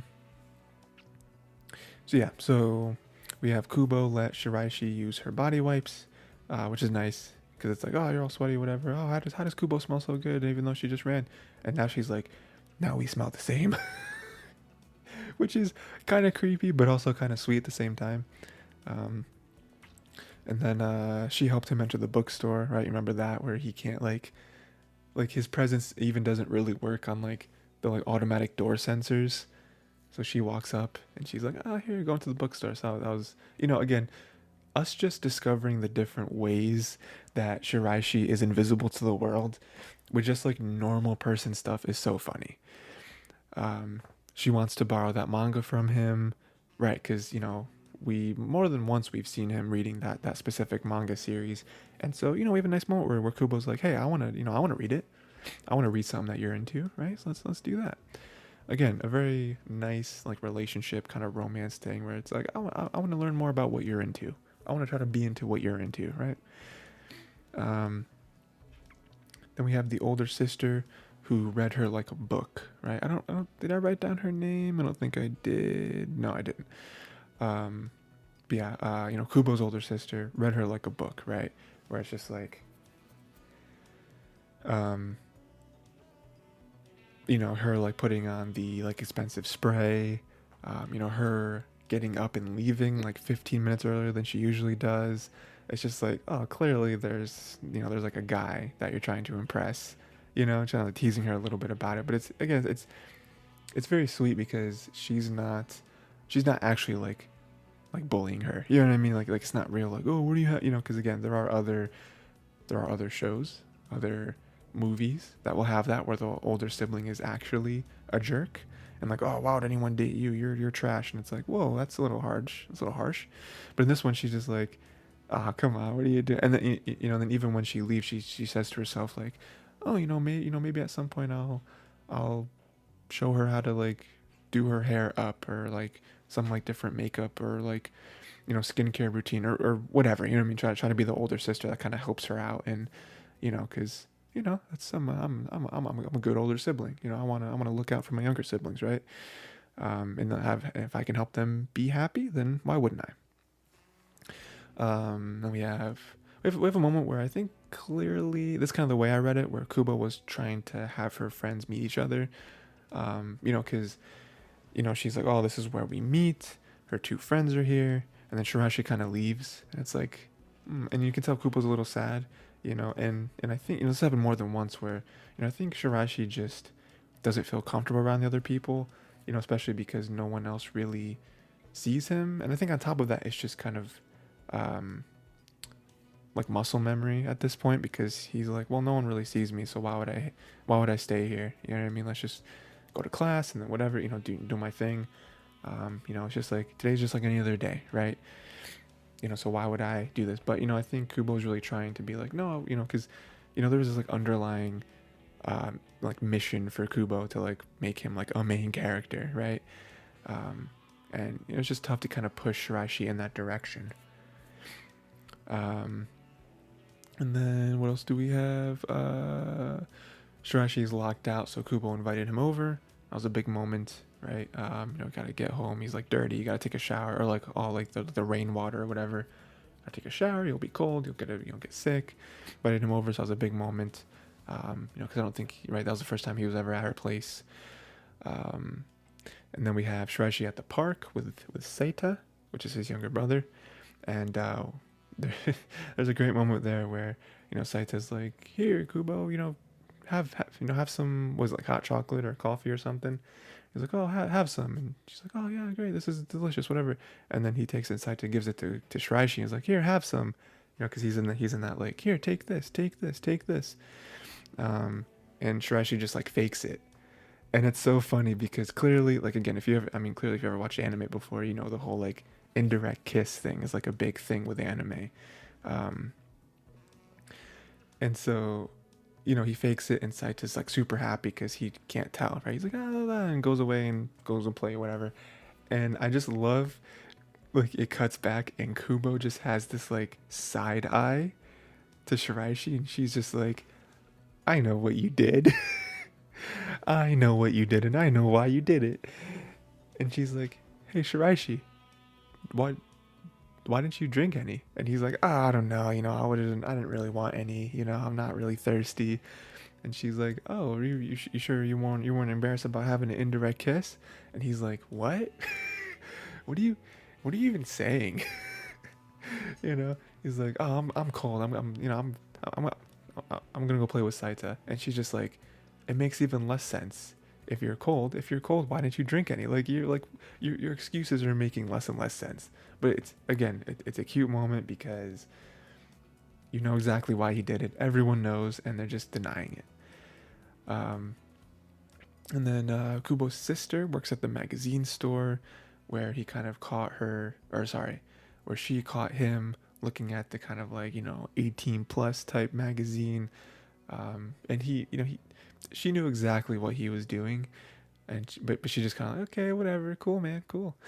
And then she gives Kubo the ID and whatever, and then Kubo returns it, and Kubo has this moment again. It's very funny, the setup, because she's like, oh, do you want your ID back? And he's like, heck yeah, I do. And she goes to give it back, and he's like, oh man, I'm surprised that she's just gonna give it back to me. Like, normally she would want something in return.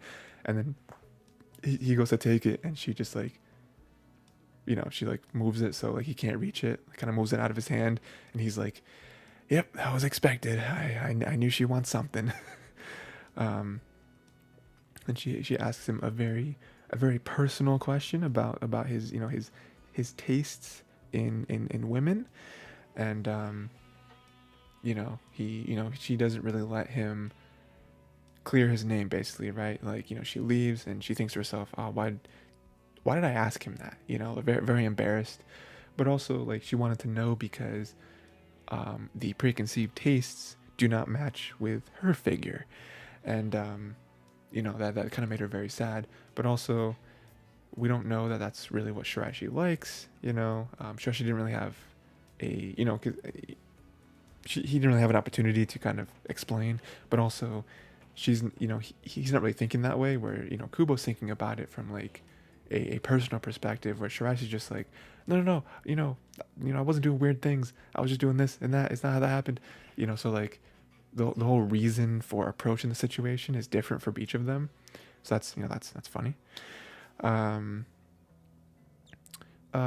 brought Shiraishi a present and didn't tell him about a gift exchange. That was very harsh. The whole like villainess type thing is kind of eking out there. Um, so then she kind of gave him 15 minutes to get a gift, and Kubo's a little late, but he got her gloves. And I was stressing over the color or whatever, and she's just like, oh my god, this is the perfect gift. And then she feels bad because she's like, ooh, maybe I should get you a different gift. Because I got you like a highlight yellow shirt that says main character on it. And Shirai's just like, well, it's a thought that counts. That's basically what he says. And Kubo's like, what do you mean by that? And then, like Shiraishi's like, no, I love it. I like it. I really do. Because again, he's even like, well, I wasn't really expecting to get anything, so just me getting anything is great. But he doesn't mean that in a bad way. It's just like, oh, that's incredible. Like I wasn't really expecting that, so I love it. It's great. So again, it kind of goes to show their like relationship there, right? Again, this is a great show. This is another one of those shows where there's just two characters that really like each other, and they're doing stuff together, and they're getting put in comedic situations, but it's all very wholesome. And again, I'm just excited for every episode because I want to see what situations they put each other in, especially Kubo trying to, Kubo won't let me be invisible again. I'm sure very soon. I think that Kubo's sister is gonna meet Shiraishi. I would also really like a moment where Shiraishi brings Kubo over to his place. I think that'd be fun. But yeah. Again, I'm down. I can't wait for next episode. Next, we have Trigun Stampede episodes 2 through 4. Dang, we still got a few left. All right. Yeah, this is a great show. I love it. It's very fun. Fun characters, fun world, interesting story. I think with the whole millions knives thing, there's a lot of places this can go. So we have the village turned on Vash probably for the money, and it turned out it was for the money, right? They're like, sorry, Vash, but we have children to think about, which is understandable. The Nebraskas want to duel Vash the Stampede. Very just like old school ideology where it's just like, duel us, get your gun out, do it. And then he, I love this quote by him because it really sums up his character where he's like, is fighting everything head on so important? Yeah, my nose is really itchy, man. I don't know what's going on. Killing me. He says, is fighting everything head on so important? And because it's just like, violence begets violence, right? I forget where I heard that quote. Oh, that was so if you guys, I don't know how many people out there are readers. I know reading is a hobby that people kind of they have a distaste for, especially from school. But there's a book series that I'm reading. It's the Red Rising series. The Red Rising, red like the color, rising like the action. Red Rising series. Very good, very good. Yeah. I don't know why I brought that up. Oh, because there's a quote that one of the main-ish characters say, which is violence begets violence begets violence. That sort of thing, where it's just like you try to rationalize violence being an answer, but if you do that, then someone else will rationalize violence, and then you'll rationalize violence again, and it'll just never stop. It's just like someone has to break the cycle. So that's kind of, I feel like what he's going at here, where it's just like, I don't want to do that. Like I want to solve problems a different way. Because I don't want to see more people get hurt, more people die. So I really do like that about Vash's character. We have Vash saving the pregnant lady again. Just over and over. But you gotta get that money, right? Vash shot his bullet out of the air, which is one of the illest things that can ever happen. Just like anytime that happens in a show or a movie, it's so cool. It's just like, man, you know how hard that is? You know how impossible that is in real life? Gosh, so cool. But again, it just goes to show, like, he has skills. I mean, we've seen that from the whole missile thing. But, like, again, the whole is fighting everything head on so important. He only uses them to defend, right? Like he's never gonna kill anybody, you know. They end up saving the Nebraskas, coming to some like equal terms, common ground type scenario, which is nice, you know. I don't think every villain should end that way, you know. But I think when that happens every so often, where it's like, hey, we don't have to fight, and you're like, you know what, we don't have to fight, you know. I mean, I think that's probably a big thing for Vash's character. You know, kind of his main goal with everything is like, hey, can we just like solve this like rationally, and not have to have someone die for there to be an outcome. There was lost technology, blew up Govseth. That was tragic. A character that we don't really care about all that much, but then we kind of do. It's like, no, no, this character, he did nothing wrong. It's from the EG Bomber, and apparently, new name, EG the Mine, because the Mine is an upgrade from Bomber. Apparently, that's how the hierarchy of explosive terms work. Didn't know that, but now we learn something new every day. He has a great line here where he's not killing to steal, he's stealing to kill. It's like, oof, the end goal is killing, huh? Oof, that is the opposite of what Vash wants, so you know you're going to be stopped. There's the red button on his back that kind of disarms everything, which is interesting. I don't even know that he could hit the red button on his own. But okay, cool. It's a weird design choice. And we have Millions Knives. Millions Knives is here, and he just killed EG the Mine just effortlessly. Again, setting up EG the Mine even more so to be this just ruthless, I'm going to get whatever I want, and I don't really care who I have to cut down to get it. Crazy character. I love him as a villain. And we learn that Millions Knives has like magic or something, because he has like the million knives, right? Like that's like his thing. But he also has like some kind of magic that I don't quite understand. So yeah, I'm sure we'll see more of that at some point. Because he like touched Vash's gun and like brought him to like the spirit realm for like 10 seconds. That was strange. Let's see. He tore off one of the Nebraska's arms. The dad, the older guy, I guess. Again, just his ruthlessness is such a good setup. He's basically Doc Ock, which is what I wrote, because like, you know, all of his like knife things kind of form into these like tentacle arms, which just immediately made me think of Doc Ock. And we see that Vash was really gonna shoot this man. I don't know about shoot to kill, but Vash was like, you're the one man that I will shoot to take down, because of all of our history together, and also you're gonna like, you don't care if everyone in this town dies. Crazy, you know.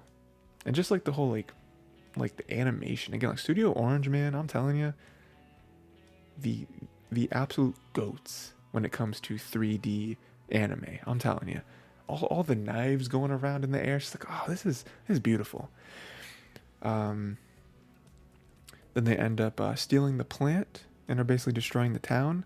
So yeah, just this town is dead. This town needs to find something new. And then because of all that, Vash decides he's heading east to July to find Millions Knives, right? He's got to confront him, maybe get the plants back. Because again, like, we know that, Vash is being framed for just going town to town and stealing plants. He's like, no, that's not me. That's Millions Knives. He's going around stealing plants. So I guess like the plants maybe come from his people or something, because he is convinced that the plants belong to me. Like they're my plants. They're my rightful like property. That's the word I was looking for. Property. So I guess, maybe that is kind of the big end goal, is to defeat Millions Knives and save all the plants. He probably has like a hoard, a stash of plants. Then they run into this guy with a cross on his back. He's apparently like he's an undertaker, right? So that's a thing. They end up falling down this hole with like the worms. These big like worm creatures. Roberto is suspicious of the cross. He's like, it's really heavy. What is that? What you got on your back there? What you doing? And then we find out that the kid, I don't remember his name. Oh yeah, I do. I wrote it down. Like Zazie. He is controlling the worm, so that's a very creepy power and connection to have. Controlling the worms. The cross we find out is a massive gun, just like a turret, just like a machine, Gatling gun type scenario. Wild. And at first, it kind of seems like I was very confused by this. I thought that he was on the kid's team, shooting Vash, right? But then we find out that, oh no, maybe he's not. Maybe he did kind of shoot the worms, help them take out, because then we see them hang out together. It's like, oh, he saved us, he saved Mero, Roberto, all that stuff. It's like, oh, we're on a team. Okay, cool. So he was defeating them. Awesome. And then we have the end, where it turns out that the Undertaker and Zazie the Beast, they are working together. It's like, oh, you did good. You earned their trust. Right? Like you love killing friends. It's like, oh man. So yeah, I'm sure we'll see more of that in the next episode, maybe next couple episodes or so, where Undertaker is kind of double agent type scenario. I don't really know what his goal is. Like, is his goal just to get the money? Are they secretly working for, or not secretly, but are they working for Millions Knives? It's interesting. We'll see how it plays out. Again, this is really cool. Again, the action is really cool. I think the world and the story are very interesting and being fleshed out properly. And then just really the characters. The characters are fun. Like, I love Vash, Mero, Roberto, all these guys. This like main crew is really fun. And just even it being as simple as we're gonna go to July, take down Knives, get the plants back. I'm like, that's all I need, honestly. That's all I need from this show. So, yeah. Next we got High Card. High Card's another show I dropped. Started kind of watching episode 2, and they did get more backstory on the card stuff, which is cool. That is kind of what I was looking for, but for the most part, I'm just like, I didn't really care about it that much.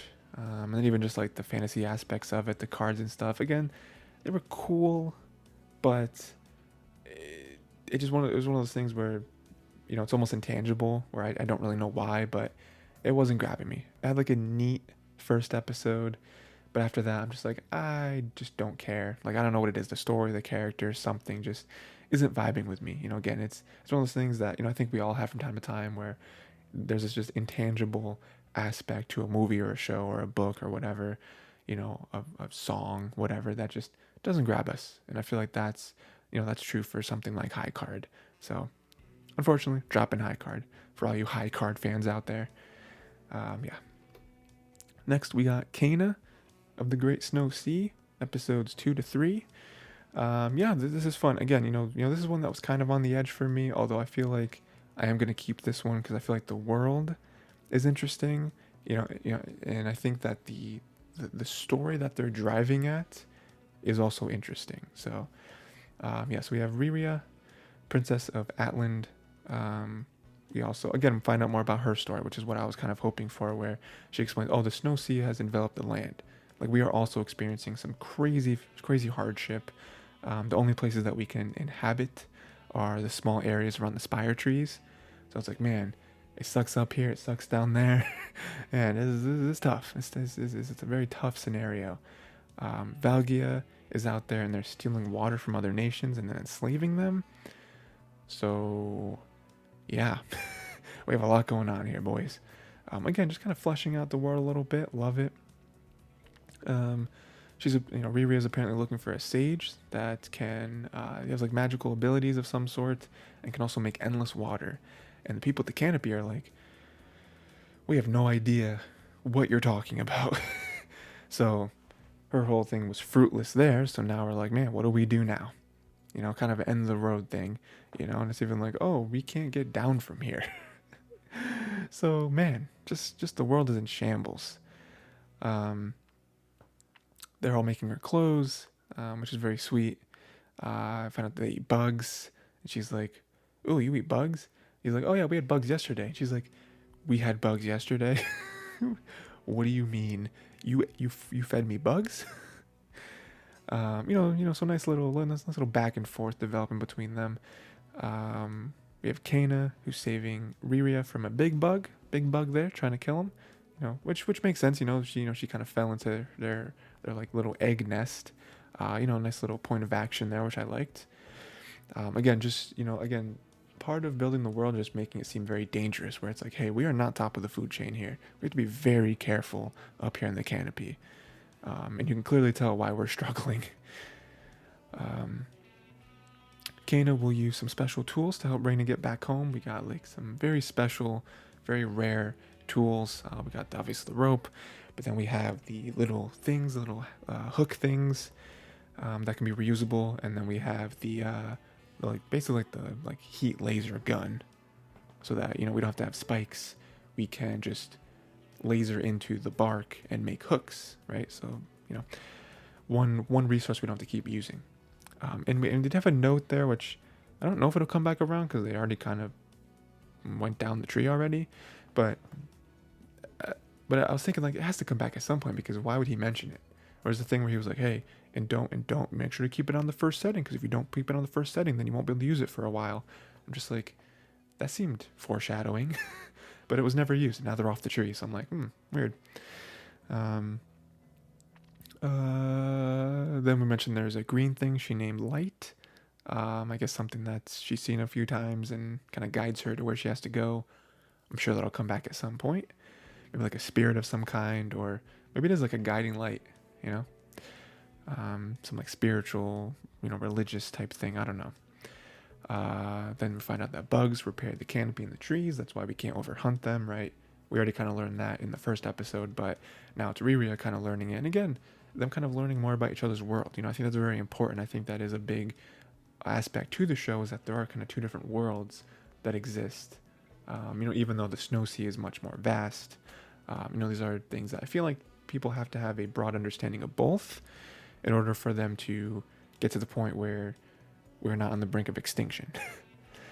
Then we have Valgia soldiers who have found them, which is very bad news, but we have Atlan people, the cavalry, who are also here now. So now it's like Valgia is here, which sucks, but Atlan people are here to help, so it's a whole little clash here. There's some action. You can't reason with Valgia. KAINA really wants to. He's still part of that kind of mindset where, do we really have to hurt them? Like, people hurting people, people killing people. I'm not about that. And it's like, well, if you don't protect yourself through violence, unfortunately, they will shoot an arrow through your heart. So, kind of wait, respectfully, you must weigh your options. And then they ended up escaping. They jumped on the floater and then jumped into the Snow Sea. Presumably the Atlan people are going to pick them up, and maybe they're going to run away. They're going to get away. I think that would kind of make sense for how the story's going to go with this particular story beat, where they get away and then we kind of regroup, and Riria's here to kind of we're going to go back to the people, to her people, and Riria's going to be like, hey, I'm back home, here's what I learned. And now KAINA's here too, and KAINA can kind of give some perspective on the whole upstairs scenario.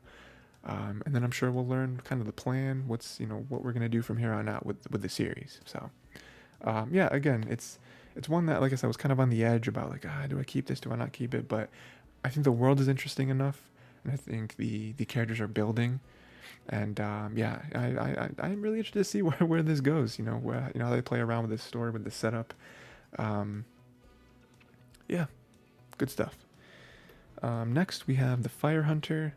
Unfortunately, this is the other show, the last of the bunch that I have dropped. I really like the art style. I did like the idea of Fire Hunters, even like Toko or whatever, kind of going back to Return the Dog and whatever. But I was watching the next episode and whatever, and I was just like, I don't really care, honestly. Like I thought I did, but I'm just like, her going and the people and the marriage and her cleaning the toilet and whatever. I'm just like, I don't know how much of this I care about. Is she gonna be a fire hunter or not? Is this where we're going with it? Is she gonna meet more people, going to another kingdom? Just like, I don't care. Turns out, don't care as much as I thought I did. So we're dropping the show. Next, we have Inspector Season 2, Episodes 2 and 3.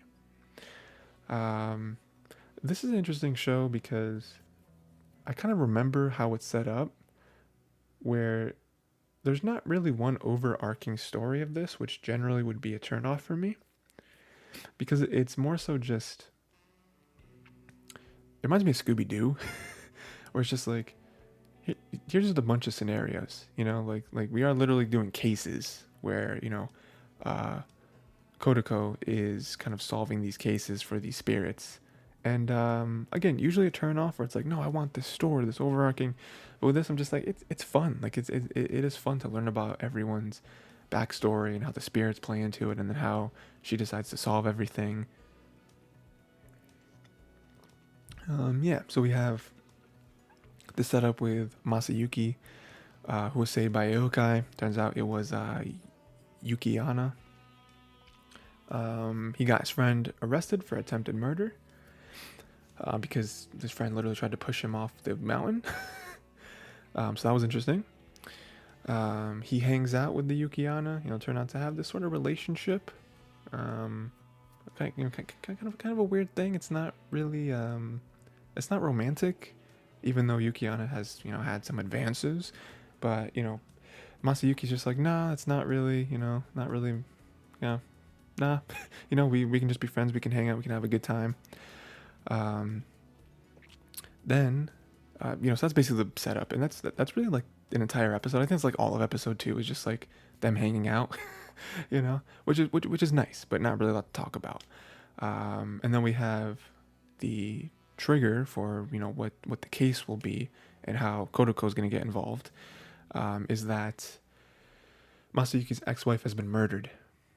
Now, they separated over a year ago, but there are a lot of weird, like, circumstantial things that are building against him, where it's like, well, there was this and there was that, and she wrote a note about not really a note saying Masayuki killed me, but like, basically that, where it's like the evidence is stacking up against you, dog. And then even like the backstory of like, oh, well, wasn't she behind trying to kill you, and now you're gonna, and then even the other guy, like the friend or whatever, like died recently too. And it's like, oh, well, this and that, and you try to, it's weird stuff. There's a lot of deaths happening around you for people that, you maybe could have wanted to have killed. So yeah, a lot of stuff happening. During all this, we have a cute moment where Yukiana turns to a rabbit. It's like, oh, well, they can't see me. They can't see that I'm living with the yokai. So she panics and turns to a rabbit. It's like, you have a pet rabbit? It's like, I sure do. And again, the evidence is being stacked up against him. And then they go to Kodako, who was, kind of took in Yukiana as a client. And we have a nice cute moment there where Kodako was very upset that Kuro didn't come here with her. Because their whole, like, kind of a romantic thing. Again, I'm not 100% sure if they are like boyfriend girlfriend. I think they are. I can't remember though. But yeah, she just has like a nice little outburst there, and then she tells a bunch of lies about like, oh, well, this clearly happened and that happened and that happened, and kind of just like threw them under the bus, right? And then she's like, oh, sorry, that was a lie, and they're very upset about that, but I guess Kodako's reasoning was like, I just wanted to throw that scenario out there to you to kind of see how you would react, and, kind of just see what you would come up with if I would say all that stuff. That's not really what I think. That's not really what I believe happened, all that stuff. So, yeah, we're kind of at a weird space here with the next episode. I think next episode is really where we're going to get into, like, finishing up the case and trying to help them clear their names and whatever, because clearly Yukiana had the means to get those people killed, right? So it's like, okay, what do we do? How do we create an alibi? They're even like, oh, what if, well, she does kind of look like your ex-wife, what if we have security footage or whatever? A lot of stuff there. So yeah, again, I feel like somehow there wasn't really a lot to talk about with these 2 episodes, but because it was like a lot of setup. With the episode 2 was like, okay, they're just hanging out, having a good time, and episode 3 was like, you're the prime suspect for murder. So I feel like episode 4 is going to be the case, and like them going around investigating some stuff, trying to create an alibi when one wasn't there. And we'll see how they do that. So I'm interested in that, and I'm sure hopefully Kuro will be a part of it as well. We'll see how that plays into everything. So yeah, good stuff. Still having a good time. And then finally, we have Tokyo Revengers Season 2, Episode 2 and 3. Again, I'm back in on the show. I'm back in on all the drama, all the interconnected relationships and story beats and all this stuff. So we have Hakai, who is better than Takemichi at all the games, right? He's trying to prove himself all that stuff. You know, he has like a higher rank than Hakai. So it's like, oh, how you know, how have you become one of the lieutenants or whatever, right? You know, and also, you know, I feel like he's trying to, you know, do the whole like masculine thing where he's trying to show off for Hina, right? Is it Hina? What's her name again?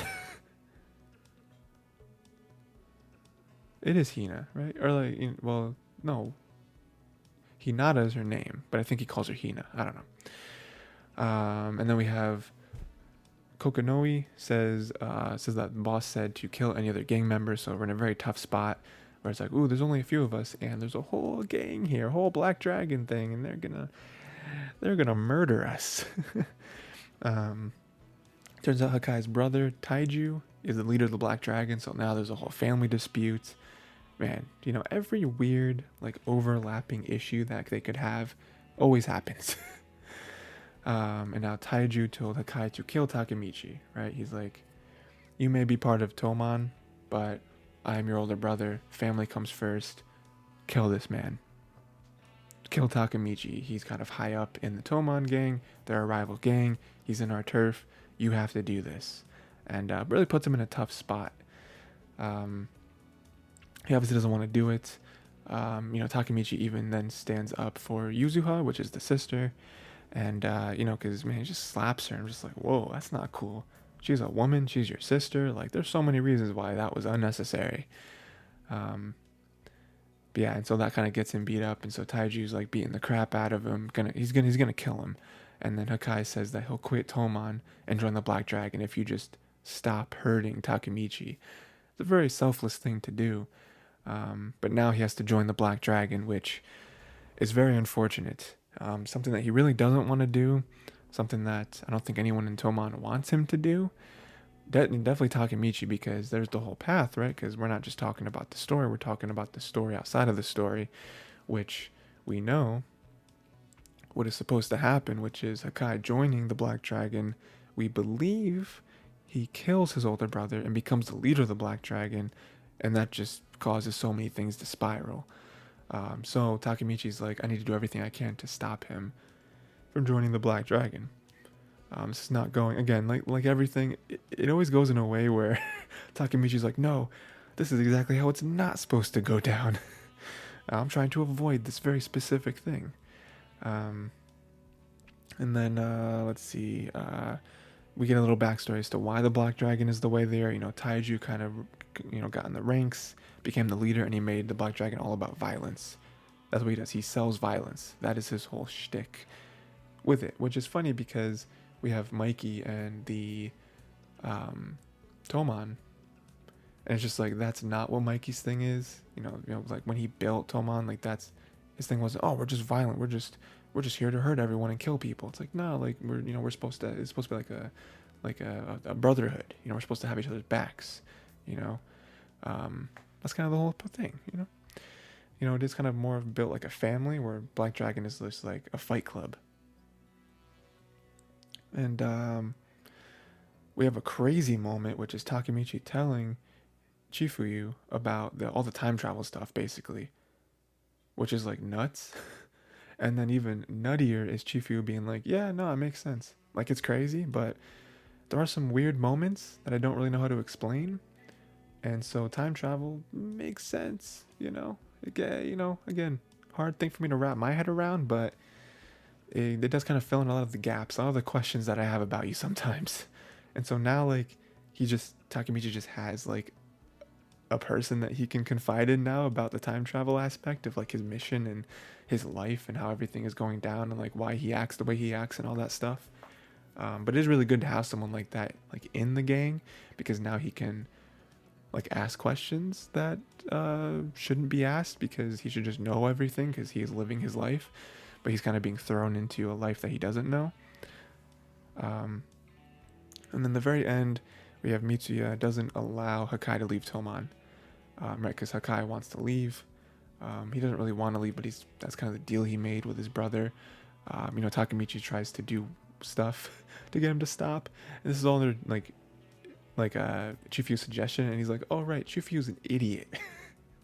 Why would I ask him for advice?" You know, confiding in him, making some plans makes sense, but actually taking, just like doing what he says is the wrong move. Um, and then it's all up to Mitsuya because that is his district. And Mitsuya is like, I'm not going to allow you to leave. Are you kidding me? So I don't really know how that plays out. The kind of like a straightforward answer would be he's just like, no, this isn't happening. I feel like Hakai is going to fight for it though, because again, he told Taiji that's what he was going to do. So now it's like, how do we get out of it? Like, are we going to war? Is Hakai going to explain why he wants to leave? The real reason? I don't know. It's interesting, but if Mitsuda really doesn't let him leave and he does join, I think war is going to happen. But maybe that's a good thing at the end of the day because, we know that Takemichi has this path that he's trying to avoid at all costs. So maybe this is something that he's able to change. We'll see. We'll see. Tokyo Revengers continues to be the show where it's just like, man, what is going to happen? It's, time travel is a tough thing to explain, and it's a tough thing to get people to wrap their heads around, especially when every time he leaves any timeline, either it's past to present or present to past, everything completely changes. But it's fun. It kind of keeps you on your toes, yeah. So, and yes, that is it. That is it for today. That is the episode. Still just about 2 hours, a little over 2 hours, but still not 2 hours and 45 minutes, So yeah. And also this episode is probably a little longer than what they will be from now on, just because there are many shows here that I covered more than one episode. Generally, obviously, I'm only going to be covering one episode of every show because only one episode airs every week. So there's a little bit of stuff gained there. But yeah, like I said, I feel like for the most part, great episodes all the way around for all these shows. Still super into everything. I think this is going to be the lineup. I don't think there's any more shows I'm going to drop or add necessarily.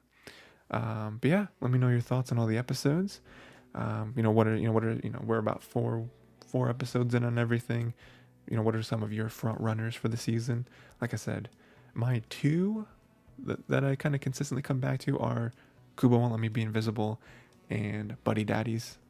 Those two I like. Of course, aside from the obvious sequels of like Vinland Saga or, Blue Lock being, the second core, right? Like those don't really count in my mind because those are obvious wins. But yeah, that's the episode. I guess that's it. That's everything. Until next time, watch more anime.